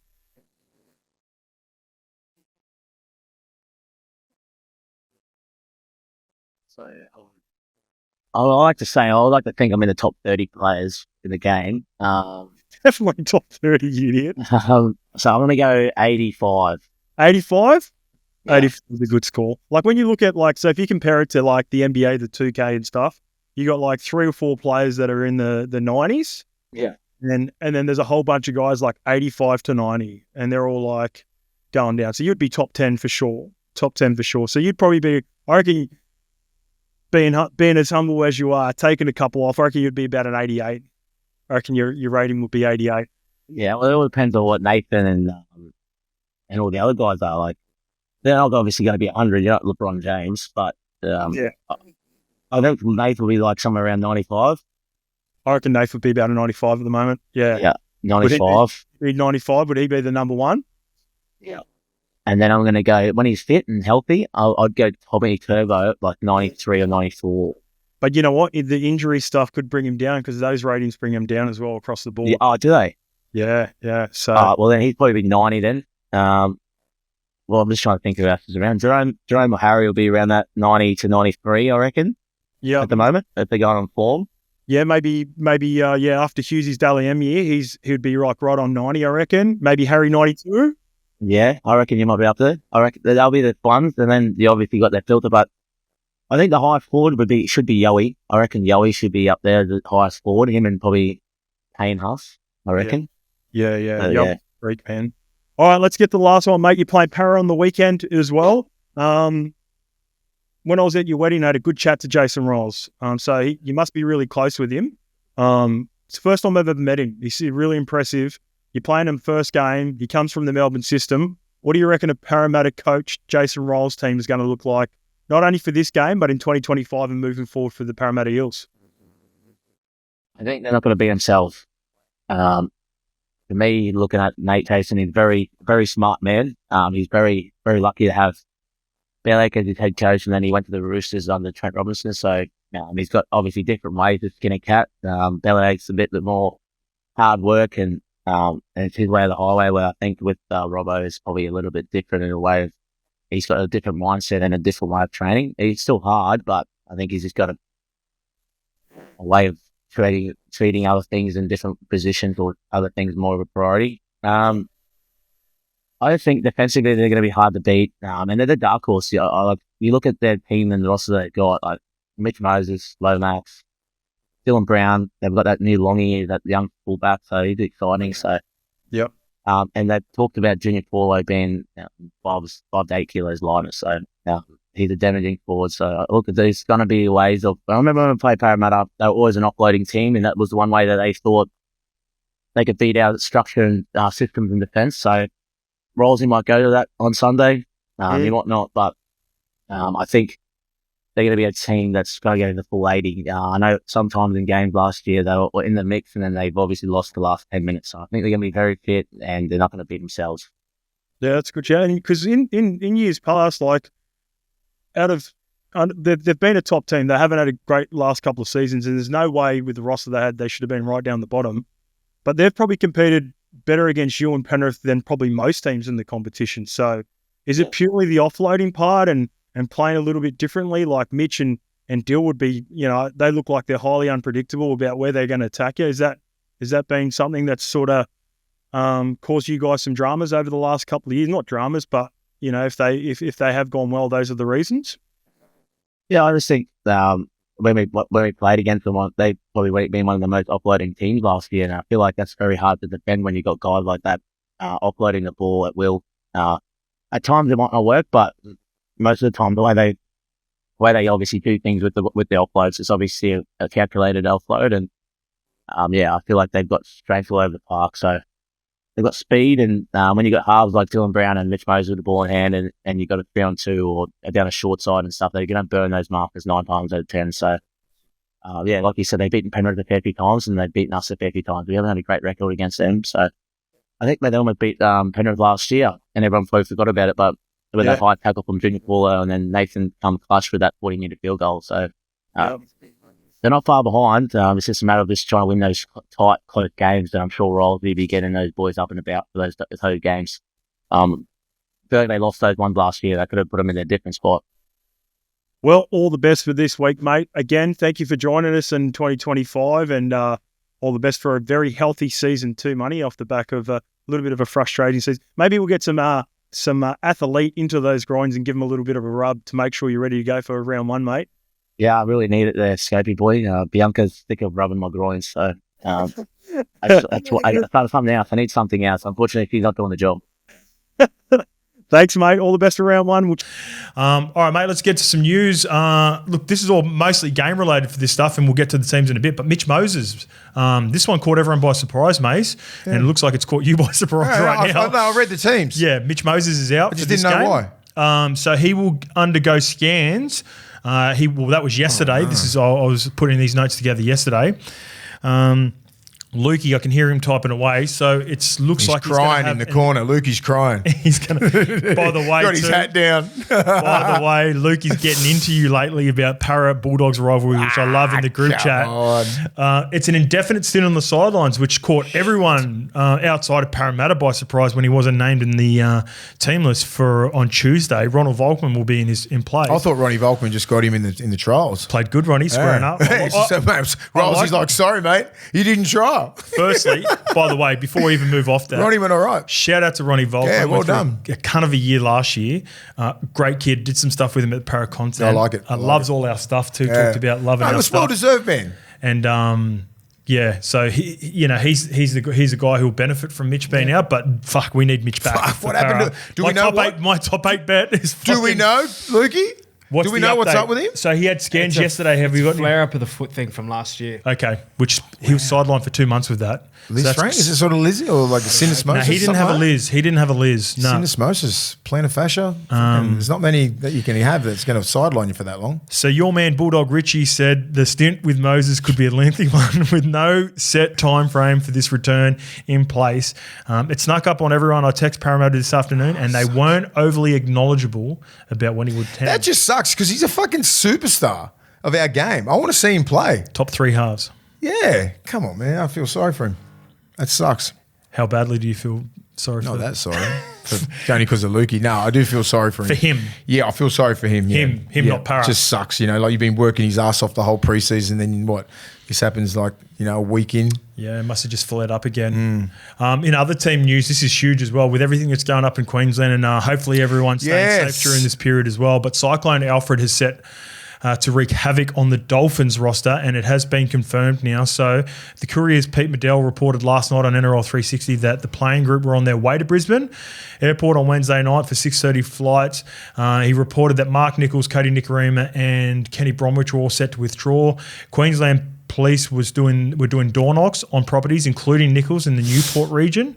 on Wednesday advising residents there would be a major damage as a result of the cyclone. So that's been confirmed. Why aren't they coming now. down? They just want to stay at home and protect their homes. Yeah, help. I guess. I'll give you a little cyclone story. Okay. Here we go. You were in top of Harley. Townsville, Yeah, fucking category 5. It was fucking Tong, myself, Tong, and JT living in the same complex, right? And they go, "Oh, we've got a fucking hurricane coming out." Blah blah blah blah. Sorry, just quickly. What's this category? Category 2, but this might be category 3. Okay. So category 5 is a joke, right? Fucking 100-kilometer winds or some shit like that. So we're living on the Strand. Yep. And like in Townsville. When we're like, and I just love the locals. They're like, it'd be sweet. I said, what is this? Like, I'm just sitting there.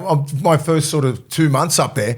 Fucking category 5 is going to come and just wipe the eye. It's where the eye of the storm hits. We were lucky, but we got all the fucking debris. The rain, debris, like houses were getting blown out, everything like that. It was crazy, right? Floods, it was fucking mad. But the eye of the storm hit Innisfail and Mission Beach, which is a little bit south, I think, and just wiped out fucking everything. So if the eye of the storm had a hit where we were, it was it was fucking game over. Did so like were just houses blown? Just lives lost? No lives lost because it didn't, because the eye of the storm didn't hit us. It just hit a little bit down because it was just out there. Like it's like 100 kilometers out west. Yep. I mean out on the water, and we're sitting there like everyone not leaving your home for fucking days.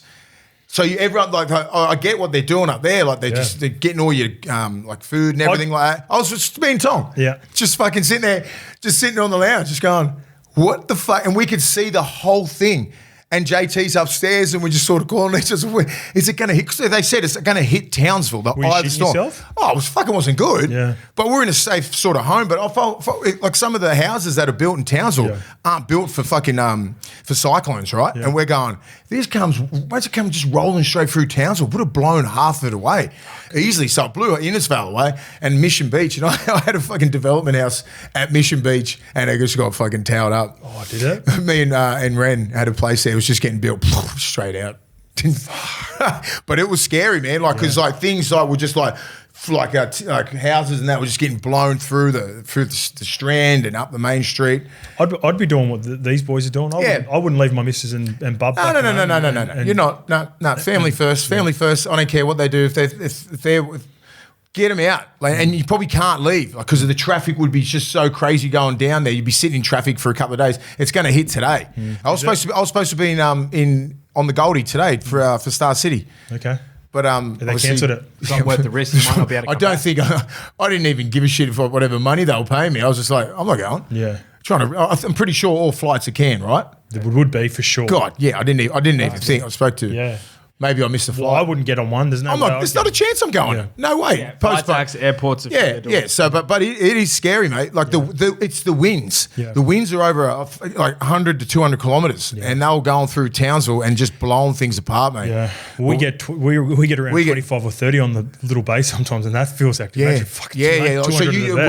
you can't leave because if you leave, like you obviously you couldn't fucking go against the wind anyway. But if something hits you, you're done. Fuck. Yeah, you cut in half with some sort of tin or something. Yeah, fence paling. Yeah, so like everyone was indoor. Yeah, I was just remember it was like fucking 2010, like 16 years ago. I was just like, holy shit, 15 years ago. I was like, damn. Yeah, me and Tom were just sitting there going, what are we gonna do? A couple of days there. Yeah, thoughts to everyone. Thoughts to everyone on the Goldie, all the whole southeast Queensland. You're under some threat, but hopefully it stays around category 2, 3. It won't be mental. Hopefully it doesn't hit Burleigh Pav. They've already bought it up. Do you see that? Yeah, Burleigh Pav, because they reckon it's going to hit on a high tide, which is even worse.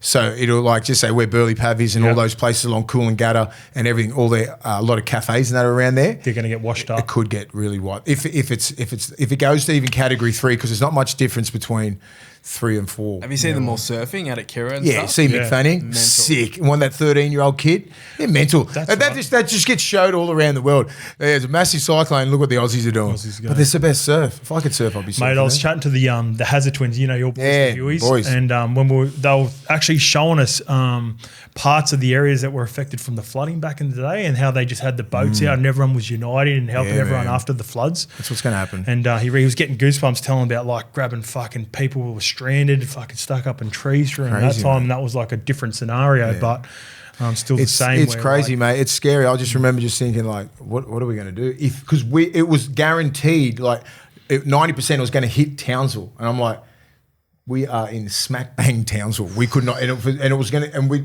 could see it coming in. And we're like, holy shit. It was, and it could have just like, if it hit where we were or anything like that, I don't know what, because we boarded up the house and everything like that. It was all boarded and everyone. But other houses you've been in Townsville. Yeah, they're not fucking. You pointed out that house. Yeah, you pointed it out. Yeah, but that looked pretty safe, didn't it? Because it was a pretty new building. Yeah. But there's a lot of houses up there that, on stilts, Rumpelstiltskins. All right, let's get to the future of, and we're not laughing, obviously, Rumpelstiltskin. Yeah. Anyway, all right, let's get to the future of Brandon Smith, and it looks like he's going to be moving clubs, mate. The Roosters hooker is expected to land at South Sydney. Now, last night, Fox League's James Hooper reported on NRL 360 on Wednesday night that the Bunnies are absolutely having a look at Brandon Smith. Pardon? Now? No, this is just like he thinks it's going to get done. Hooper added that the idea of sending Smith to South Sydney was first floated in the middle of 2024, but Nick Politis said no way. I guess they're now more open to it. That would be a great pickup. What are you going to do if Cheese plays how Cheese plays this year? If he comes back and just fucking annihilates the game, he's got that ability, and I don't know, and don't think for its fucking chance that he doesn't have that in the frame of his mind. He's a dog. He's a dog. So and he'll be keeping all this in the back of his head, all these talks that they're not wanting him. That's always the worrying thing for Politis, right? Yeah, and that's why you hear comments. That's why you hear comments like Politis, it's not done yet, but like, like when there's smoke, there's fire. And I think Cheese comes out, he comes back from his knee, and he fucking rips in as hard as he can, and he'll just go, I'm going. We mentioned it, and to South. Two Souths, yeah. Because under Wayne, they don't position Mamazoulis, he's, it's not, he can learn off the cheese. I've seen Mamazoulis now for a little bit over the last couple of years. I don't think he's an out and out starter. I think he's a 14. Yeah. This one comes from Giggsy. I think the whole podcast cheese thing is a little bit more of an issue with the fan bases of the sports. A player taking a couple of hours off on a day off to have a chat on a pod has absolutely no bearing on their performance. This is why I was a little bit on the fence with it as well, mate. But that's rational thinking from Giggsy. Not everyone has rational thinking. No one does. Most people don't. When pressure is applied from fan bases that don't apply rational thinking, then that's where I start to understand the pressures that are associated with doing the podcast. We'll have a look at the boys down in Melbourne. Do you think they get any pressure? But because you know why they win. Yeah. But when you're in a club like the Roosters and then you're a polarizing character like the Cheese, and he doesn't say anything outlandish on that thing. It's just because the Roosters aren't winning and he's injured. Yeah. I listen to that podcast all the time. It's a great podcast. He just talks footy. Yeah. You know what I mean? But he talks footy he talks footy he talks in a conversation like we would. I get that. Like he should really just sharpen it up a little bit and just not give everyone that inside info. Not inside info, but like, that's him being authentic. He's so authentic. Yeah. He'd be a great podcaster when he retires. He'd be awesome. He'd be a gun. But like at the moment now, he's probably got 5 years in him, 5 6 years left in him. Yeah. Get the best out of it. I reckon just why he's going through, because this is the time when you would want to do it even more so, actually, when you're injured and you've got more time on your hands. But just until all this contract stuff gets sorted, if I was like, because I know Cheese well, but if I was like super close with him, I'd just be going, give it a couple of weeks, let this all die down, sort out your future. If you do move on, then get back in. Because the only way that you can shut things down is when you're doing podcasts and you're under the pump is what? Play football and kill fucking everyone. When you can't do that, you've got to give something else up. If he goes to South, he's going to be on a revenge mission. Yeah, right. But I'm just saying, like, just right now when you're injured and you can't play, your availability's done. You just got to pipe down a little bit. Just get your rehab done, come back fucking bigger, badder, stronger, fucking faster than ever, and then kill the comp and then deal with it then. Then get on any fucking podcast you want. Do you want to get into the games? Let's go. Let's do it with the Roosters versus Brisbane Broncos tonight, mate, at Allianz Stadium. That's 8 p.m, so this is Cheese's Roosters. So I've gone through, you've got the team list in front of you, so some of the biggest inclusions or names that stand out for both teams are Robert Toya will make his debut alongside Mark Nitawasi in the centres. They'll be filling in for the Joeys. The Chad will make his club debut in the 7 with Sandon Smith at 6. Naful White is the guy who moves up front row, moves up in the front row for Spencer Leniu. He's suspended, obviously. Rads is named in the 12 jersey. Siwa Wong comes into the starting side with Nat Butcher a late scratching. And congratulations to Salisi Feketi as well, who will make his debut. So shout out to Robert Toya and Salisi Feketi. Yeah, congrats on your debut. Their NRL debuts in this game as well. Well done, boys. Yep, well done. I don't see... Do you want me to get to the Broncos too quickly? Oh, sorry. Yep. And the Broncos. So Cobbo named on the wing despite no Staggs, who's missing this game with a quad injury. So Shibasaki and Mariner are in the centres. Benny Hunt will play return to the Broncos in the 6 jersey. Corey Pakes and Jacheski. After a really strong preseason, they do get the 9 and 12 jersey. And Billy Walters gets the 14. Jesus, it's a solid side. Look at that rest of the bench. The Roosters are $2.90 underdogs at home. Brisbane Broncos are $1.42, and the line is 7.5 with our partners, the Tab Mates. This is usually a very good game. I just think the Broncos are just too much.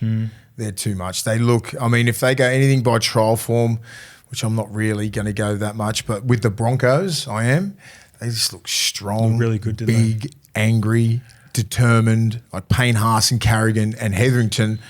I think I love that middle. And Payne Haas, he looked nearly unstoppable against. I mean, he only played 30-something minutes against us. I think he looked bigger and stronger and fitter, and so did Carrigan.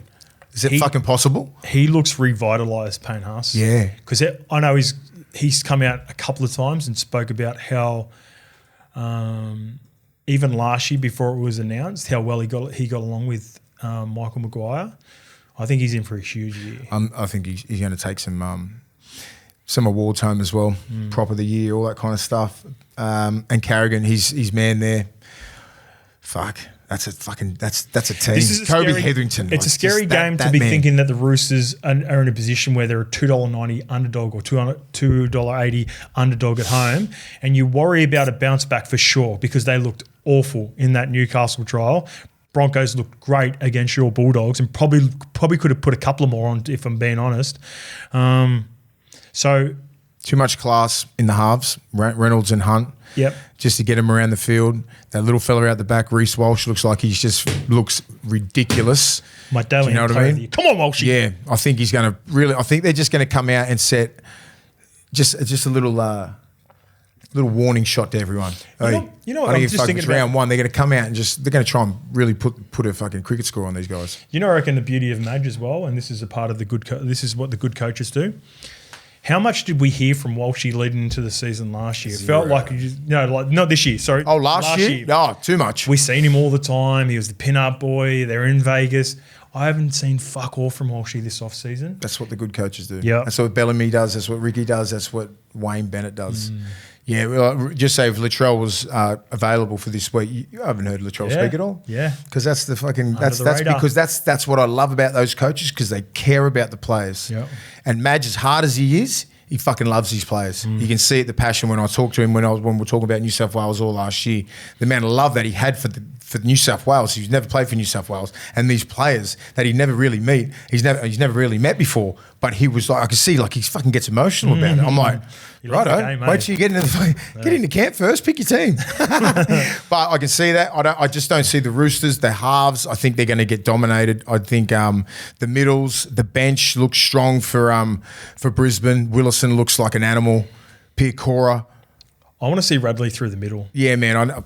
He's the only one that who can stop he can stop Payne Haas in his tracks with his tackle tech. It just takes the ball playing and he puts, like, as we said it before, like the way that he squares up, the way he bounces out, he can get to the 4-man, he can play those block shapes, hit the front guy. He's got so much football in him. On an edge, he's just kick chasing. You know, like and getting fuck all ball. And when you're on the back foot, you get hardly any ball at right edge. I reckon there's a couple of reasons. So do you reckon, you've talked about it, and I reckon it's a valid point where they put him on the edge because of the contact and sometimes get himself in bad positions. I think he's gone, fuck, all right. Yeah. Let's pipe down. But But like he didn't get penalised at hardly at all at the back end of last year, did he? When he moved to the edge? Yeah, because they're all legs tackles. Yeah, you got to check leads. You got to get out the back. There's so many things to do. Where in the middle, he knows he can just fucking level someone, and I want to see that. So do I. You know, the Roosters have always had that presence in the middle since I played them in 2000. Adrian Morley, you know, we've got another one. Sorry, mate, we've got a late inclusion here. No, Steep was always on the interchange. Okay, has he played first grade before? He has. Steep played last year. Played a couple of games last year. He looked pretty good in the All-Stars game as well, coming off the bench. We've got Taylor Lasalu, who's joined the interchange in the 19 jersey as well. So I didn't realise they picked up Makahisi Makatoa as well. I reckon, man, Roosters are going to. I didn't know they had Makatoa either. 3 debutants potentially. Toya and Nawika Nitawasi in the centres. I know they've only got Dean Mariner and Shibasaki who aren't established, but I'm just thinking Benny Hunt and Adam Reynolds might pull this. Their kicking game will be brilliant. They'll kick into corners. Their kick chase will be on. Jordan Ricky's one of the best kick chasers. Him and Liam Martin, I reckon, are on par. No, I think Liam Martin's a little bit better. Kobe Hetherington will hit everything that moves. Got a little bit of ball playing in him as well. He pushes up with Payne Haas, takes the flies off him. Paddy Carrigan always gets good shape. Jazeski, haven't seen much of him, but he needs to start building a combination with Payne Haas on that left edge. And with Paddy Carrigan as well, just hitting holes. But they look fucking unstoppable. It's a good team. Roosters ambushed them at Vegas last year. Yeah, it's not fucking happening again. Yeah. They won't forget that. No. All right, let's move on to Friday, March 7th, West Tigers versus Newcastle Knights at Campbelltown Stadium. I'll be calling this one for SEN too if anyone wants to tune in. The Tigers, Mason of the Heath variety will be at fullback in place of Buller, who's still recovering from his appendix. Skelton and Taruva will make their club debuts on the wing. We'll get first look at Jerome Luai in Tigers colours at 7. Nasus. Talon De Silva, he's in place of Uppy, who's still suspended. Terrell May will make his club debut up front with Fanua Pole. We've got Alex Twell at lock. Alex Seafarth wins the spot on the edge opposite Fainu. And Tristan Hope will make his debut off the bench with one of the great stories and one of the best pieces of content that I've seen this week. The Tigers team, 27, 28-year-old journeyman Mace, who's been plying his trade for a while. Well done. I'll send you the clip later on after this to watch it. Benji gives him his debut jersey about perseverance and all that. So, he's a player to root for in this game for sure, Tristan Hope. I love those sort of stories. As for the Knights, Schiller will make his club debut on the wing in place of Fletcher Sharp, who's moving from the wing into the 6 as per the trials forms. Cogger gets first crack at 7. No Gamble in the squad at all, which I found interesting. Frizz is at lock. Dylan Lucas and KPP are on the edges. You down with KPP? Phoenix Crossland will play 9 with Brayley off the bench, which looked like the trials form. So Knights look pretty good in that last against the Roosters, I like both sides. Yep. I know I'm heading towards the Knights because I just think they look... You know, when you got KP up the back there and that forward pack looks pretty good. You know, Saifidi, Leo Thompson. I love Dylan Lucas. Kai Pearce-Paul looks like he's taken another level up. I think he's realising he's 6'6" and 110 kilos who can fucking move, right? I think he's realising the size now. I just think they used him well last year. They started to get it together at the back end. And I think this year with the whole preseason under his belt and just getting acclimated to the way that they play, getting early ball, trying to create himself, I think he's going to have a decent year this year. You know what I reckon? I can see a lot of the shape for him is where I don't think they utilise his offload game. They sort of no way they did. There was a couple of times he was looking around, right? So maybe you get Jack Cogger on ball with Fletcher Sharp out the back, look out the back, play short to Kai Pearce-Paul, and then he just gets the big mitt. Yeah. Fletcher Sharp just keeps sweeping around at the back and then might just like... And he needs to just... Remember Sean Lane was doing that a couple of years ago? He needs to sort of... he needs to start doing that and gets hit those like either in balls or in out balls and just get your big mitt around that bloke and just... Gutho was just... He wasn't even looking. He just popped it up. Gutho was there the whole time. That probably happened 10 times that year. Sean Lane was on fire. Yep. I think that's the sort of line that he can really execute. Agreed. And that's the sort of plays that they should be looking at. When they're in the red zone, that should be a play that you go, fucking, all right, let's go. KP or Sharp just right there. Someone on his inside, isolate that 3-man one-on-one. And I think you can get a lot of joy there. West Tigers are $2.30 underdogs at home. Newcastle Knights will travel to Campbelltown as $1.62 favourites, and the line is 3.5. It's always a hard game at the Seatown. Mate, always. It's tricky. It's very tricky. It's trindle. Yeah. It's very trindle out there. I'm really looking forward to seeing how Fletcher Sharp and KP, they looked comfortable together in that trial against I haven't seen Fletcher Sharp kick. I don't think he will. I don't know. It'll be Cogger on the right, KP on the left. I'm sure he's got a bit of a kicking game. Phoenix Crossland can kick from dummy half as well. I reckon they'll be telling Fletcher Sharp to just get on kick chase. Yeah. He'll be chasing every kick. You know how Fozzie used to do that for Ches? Even though Fozzie had a kicking game. You've got 3 or 4 fucking grouse kickers. Yeah. They've got 3 genuine options. Yeah, you know. Phoenix Crossland can get out, show one side, put a right foot kick down the right tram. Cogger sits on that edge. KP sits on the left. Interesting to see what the Tigers come up with. I want to know what I want to know where Luai's what he's doing. I want to know what the 5'8's doing. Yeah, Galvin. I know Galvin. I want to know what sort of shapes they are. Like who's going to hug their left edge? Because that's been Luai. It'll be Luai left foot kick. Yeah, I know. But like Galvin's just been attacking that whole side throughout those trials. Yeah, and he's left footer as well. No, he's right foot. No, he's right. Yeah. Okay. Yeah, I don't know. I'm second guessing myself. Yeah, but I just really want to see what's going to go on there because I'm fucking conflicted. I don't know how it looks. I do know and Appy's not there. Is he there? No, Appy's out, Buller's out. So Appy and Buller are out, and that's a lot of their movements out huge, behind with the ball playing from the 9 and trying to engage the markers and A's and all that kind of stuff. So it's a weird one. I think the Knights get them because I just think they're a better team and they look motivated. Looks like Cogger is the 7 and I think he should stay the 7 and that's all up to him. You know, there's no more fucking feeling trying to find your way through the team. You got given the 7 and hopefully this talk's has already been happened. This is the 7. It's yours to lose. Get it done. You got a little same gamer for us in this one, don't you? All right, my same game multi. Yeah, I'm going to do a same game multi for Friday, Saturday, and Sunday, and this is where my same game multi is coming through for this week, mates. And looking at this game, I like Newcastle. I like the way they looked in the trials. I like the way they shifted the ball to the left a little bit more so, but I really think we're going to see more of Kalen Ponga on ball in this. So I really like Newcastle and no Dream Buller, no Api Carousel. That's a big part of my decision. With those two still missing, I think Tigers going to be a lot better this year, but with those two missing, I'm leaning towards Newcastle. And with the way the team's constructed, Alex Twal in the middle, Alex Seathfarth, who's also a middle on the edge, feel like they're going to stay real square. Yeah. They're not going to allow hardly anything to come through the middle, so there might be some spaces on both edges.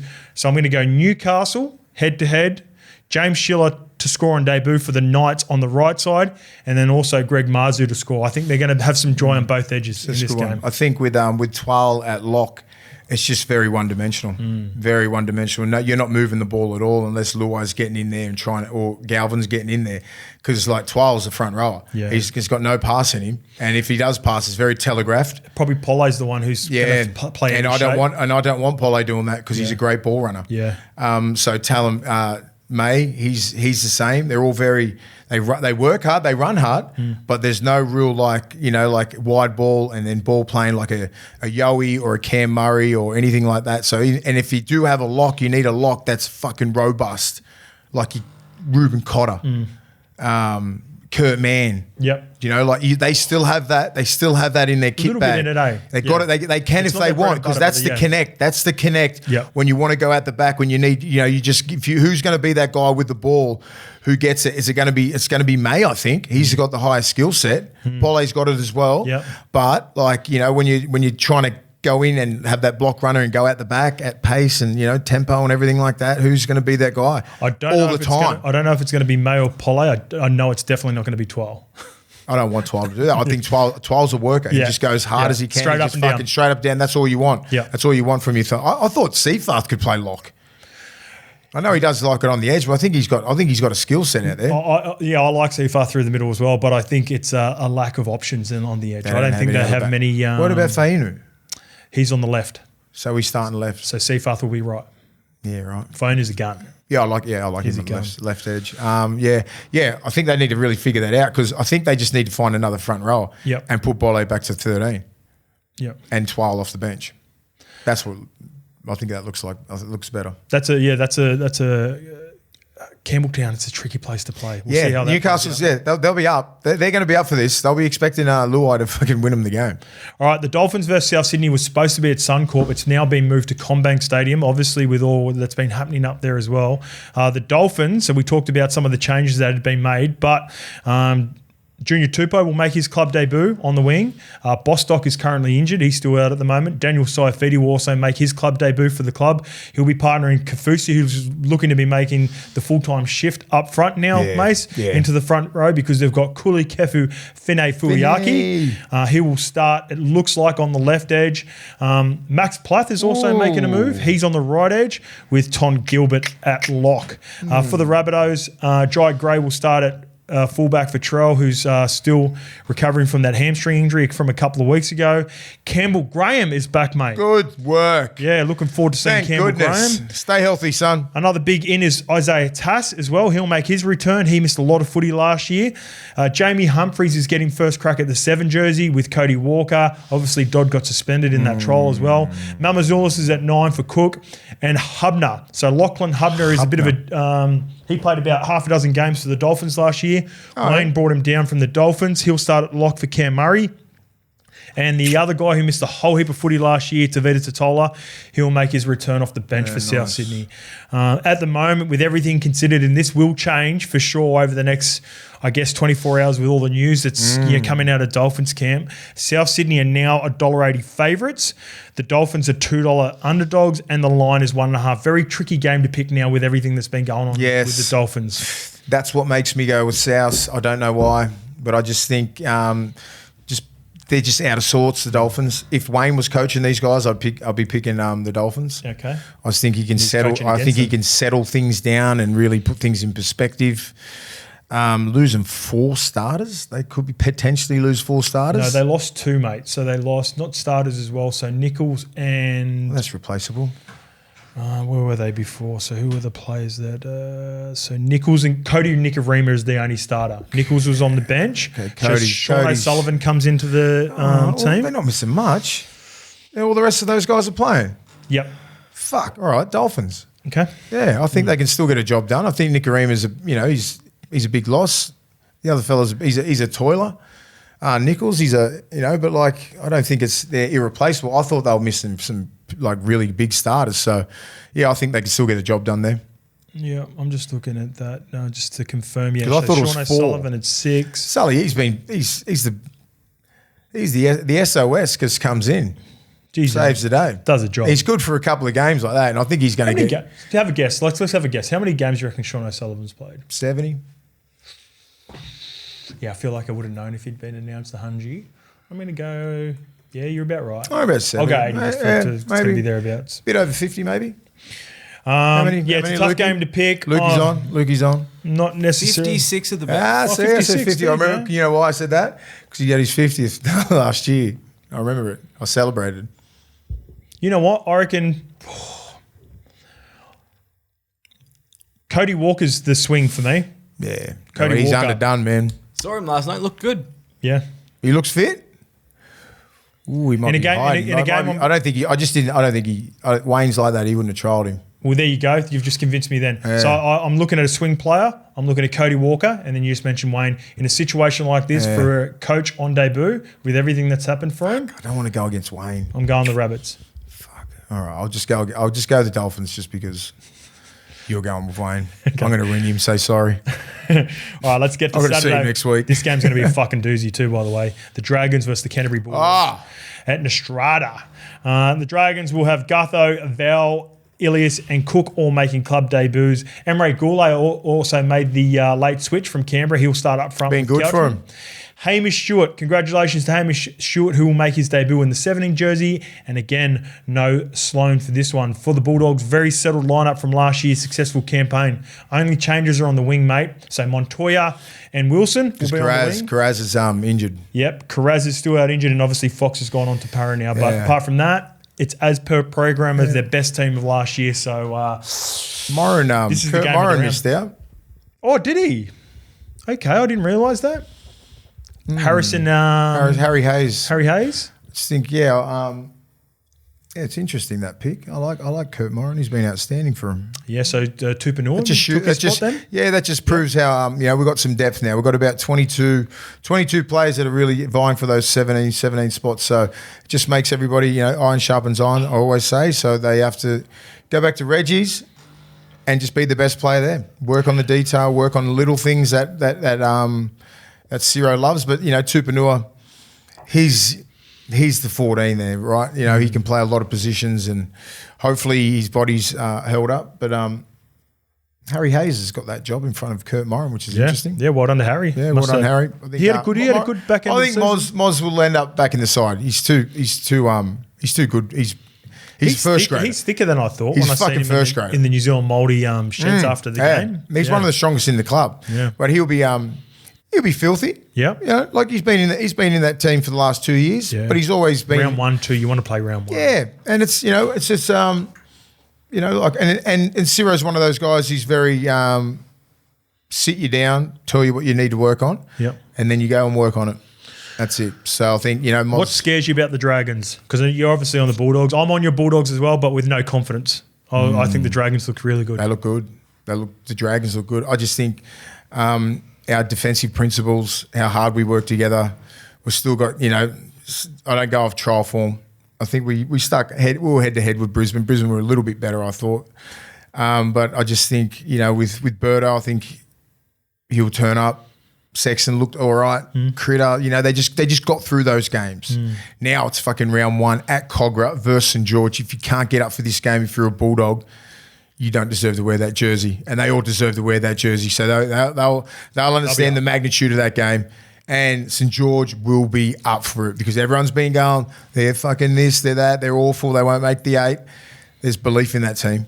And I don't go anything off trials. They trialled well, but there's a last year this game was brutal. There's a different. These two, the fan bases. Yeah, this is going to be on, and because St George, their fan base, they'll be going off the trials, right? They'll be thinking, we played shit in trial games or whatever. Who gives a fuck? It's NRL. I was getting a haircut at Barber Brothers on Monday after the potty, and the brothers in there were talking mad shit. Bulldogs and Dragons fan going back and forth. They're crazy, mate. I love it. If I could just go to that game and sit somewhere and not get annoyed, I would, but I just fucking couldn't. It'd just be fucking head. Barbarian Brothers, not Barber Brothers. Barbarians, yeah. Barbarians, sorry. Ahmed and that. Yeah. Ahmed goes crazy. Yeah. Ahmed wasn't in there. It was a couple of young fellas.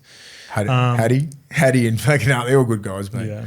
All right, the pricing for that game as well, too, by the way, is St George Illawarra Dragons are underdogs again. That's a bit of a theme for the first few games. $2.25 underdogs for the Dragons. Bulldogs are $1.65. So they should be. And the line is 3.5. So Tab think the Bulldogs are a try better.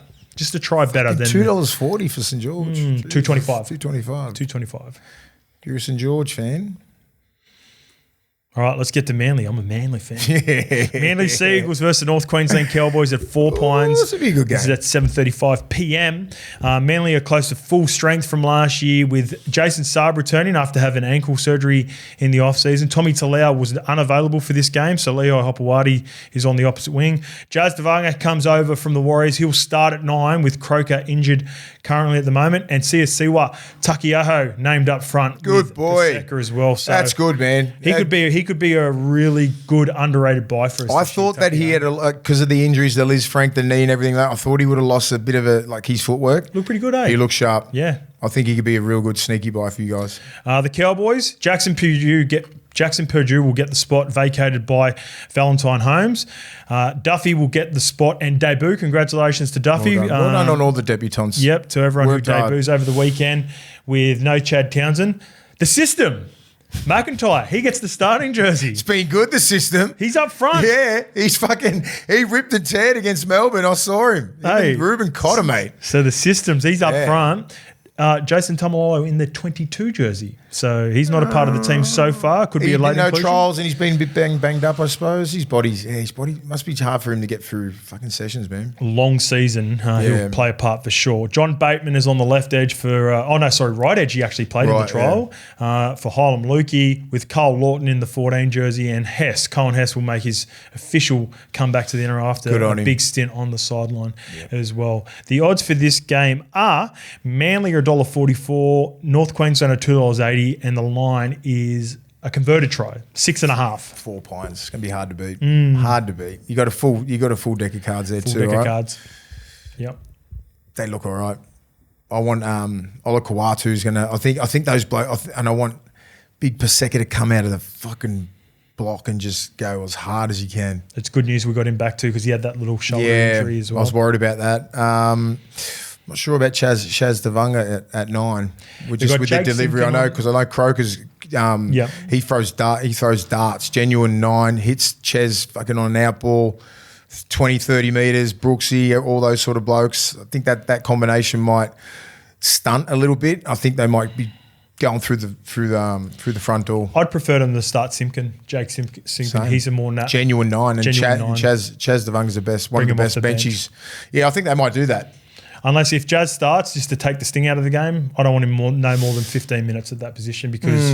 Well, Chaz, I mean, he's a ball player, right? He's not like a massive like hard hitter or anything like that. Where you just want your 9 to pass the ball, just good delivery. I don't think you need much more than that, man. The Cowboys team looks scary. I'm not sure what I saw against fucking Melbourne. Did I see a shit Melbourne, or did I see like fucking gun Cowboys team? I like Nano on the edge, man. Nano he looked unbeatable. I like him on the left edge with Dearden. I reckon that suits him so much better. Forgetting that he was on the right the whole time. Yeah, I like him on the left. Yeah. Right carry, right takes it foot. to the line. He's going to take some swaps hands, and naturally, it's not a big deal for him. I think they just put him on that edge because Hylam was the other back rower. Yeah, and this Jackson Purdue, he's a footy player. Right. I've been high on him. I like him. He's still a little bit undersized, but he'll get there. I think he's a proper couple more pre-seasons. Yeah, he's a season away, for sure. But he still does a good job, and pretty decent sort of extended squad. Cowboys, if you look at it, like Kai O'Donnell's played some first grade into Super League. Jake Clifford's like a backup half. Thomas McKaylee. Jake Clifford is not injured? No. So he got beaten out by Duffy. Yep. Are you sure? Yep. I thought he was injured. No, he's definitely in the 19. Yeah. Okay. And good depth for the Manly team as well. All right, I've got a Saturday multi for this one as well too, mate, for Tab. I reckon this game's going to be, whenever I get to 4 Pines, I always just think tries. It's a good pitch. It's a nice fast pitch. Turbo. The style of footy that Manly want to play. You picked me. Where you're going, You picked me early. I think you could get a double. So I'm going Manly. I love Turbo at home compared to anywhere else. When he plays it at 4 Pines, it just feels like he gets the job done. He don't look like he's even going to get injured. Let's not put the knock on him, but it looks like that's his track. He loves the pitch. Yeah, he's used to that's the track. Yep. And you know a guy who I love nice and early at the start of the season who's just going to rip in and you know he's going to give you 100 and give you a chance?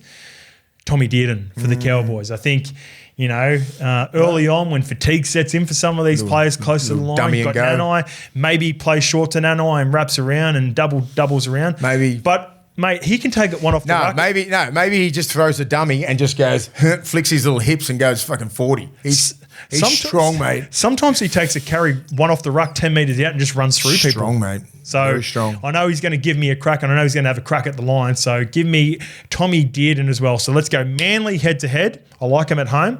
I like Tommy anytime whenever he plays at 4 Pines. And I know Tommy Dearden is going to be thereabouts, taking on the line every chance he gets close to the line. So Tommy Dearden he's their best player. Is my anytime try scorer. All right, let's get to Sunday, and to wrap up the games, the 6th game will be the Melbourne Storm versus the Parramatta Eels at Amy Park, 4 p.m. Storm are pretty much as per program for last year's grand final team, with Stefano to make his club debut up front. And Big Nasty, he's still out with suspension. Kamakamitha moves back to the bench in place for Stefano from the grand final team. So that is dangerous. You know what they did miss? Sorry, when you name the teams. Yeah. They missed Walbrook and Coates. I don't think they trialled at all. So they're back 5 against North Queensland. Yeah, don't get carried away. Yeah, those blokes are fucking enormous. Absolute animals, and so is Pappy. I just wanted to say that. All right, for the Eels too, Isaiah Yongi, he'll make his club debut after an impressive pre-season. Well Zach Lomax makes his club debut in the centres as well, with Volkman named at 7 with Moses missing due to the foot injury. Jack Williams will start on an edge, with Riley Smith to make his debut in first grade. Well done. Junior Bolo will skipper the team as well with no Mitch Moses. The Tab have Melbourne Storm, the shortest price of favourite of the round, $1.10 at home. Jeez. With the Mitch Moses news is huge. Obviously, that's almost, huge. I reckon that's extended that by at least a try. Parramatta is $7 if you think they can somehow stop Bellamy's record of unbeaten round ones. Lukey, you reckon you're going to put money on Para? Put $1 on it, mate. Little sneaky $10, Lukey. Ronnie Volkman.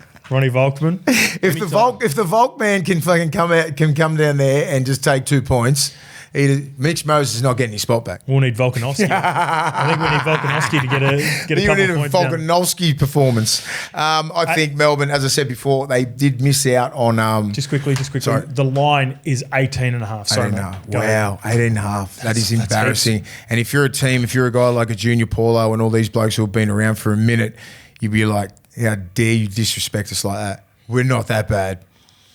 We are not that bad. If they had Moses in, obviously it'd be a little bit of a different story. But Pappy back, that whole, Jerome Hughes back, Warbrick, Coates, those guys are back. And that's what they need. Getting out of yardage so the big boys can get back, and then they were back on play 3, and good kicking game from Jerome Hughes. He's kick chasing, takes pressure off Munster. Harry Grant. It just looks like a team, right? People would have seen the interview by now if they're this part of the show. Money Tyson, what does the Jason Rolls team look like to you, Money? And he said it's going to be defensively a lot better. Yep, they'll be hard. They'll be it's pretty much like what Ciro's implemented at the Bulldogs and at Penrith, like that real hardcore defense, real working really hard. Fitness levels are going to get everyone, right? The 60 goes, that's where you've got to be so disciplined in the middle as well, and even outside backs coming in to play the ball, little things that they're going to crack down on, just to be the most disciplined sides and the ones who can complete the most. They usually win most games in the first 5 or 6 rounds when everyone gets acclimated to the speed of the game and all that kind of stuff. So Melbourne's real pride themselves on discipline, defence, completions. Watch out for this Riley Smith coming off the bench as well. He's from out Western Sydney, out from Penrith way. Yep. I don't think he even had a top 30 contract before the preseason started. Remember when I said, remember that fan sent in about the young hooker blowing everyone away and just killing it? Watch out for him coming off the bench. I think he could be a long-time answer for the hooker position for Parramatta. Good round of footy. It's a good round of footy. I have a multi for Sunday as well.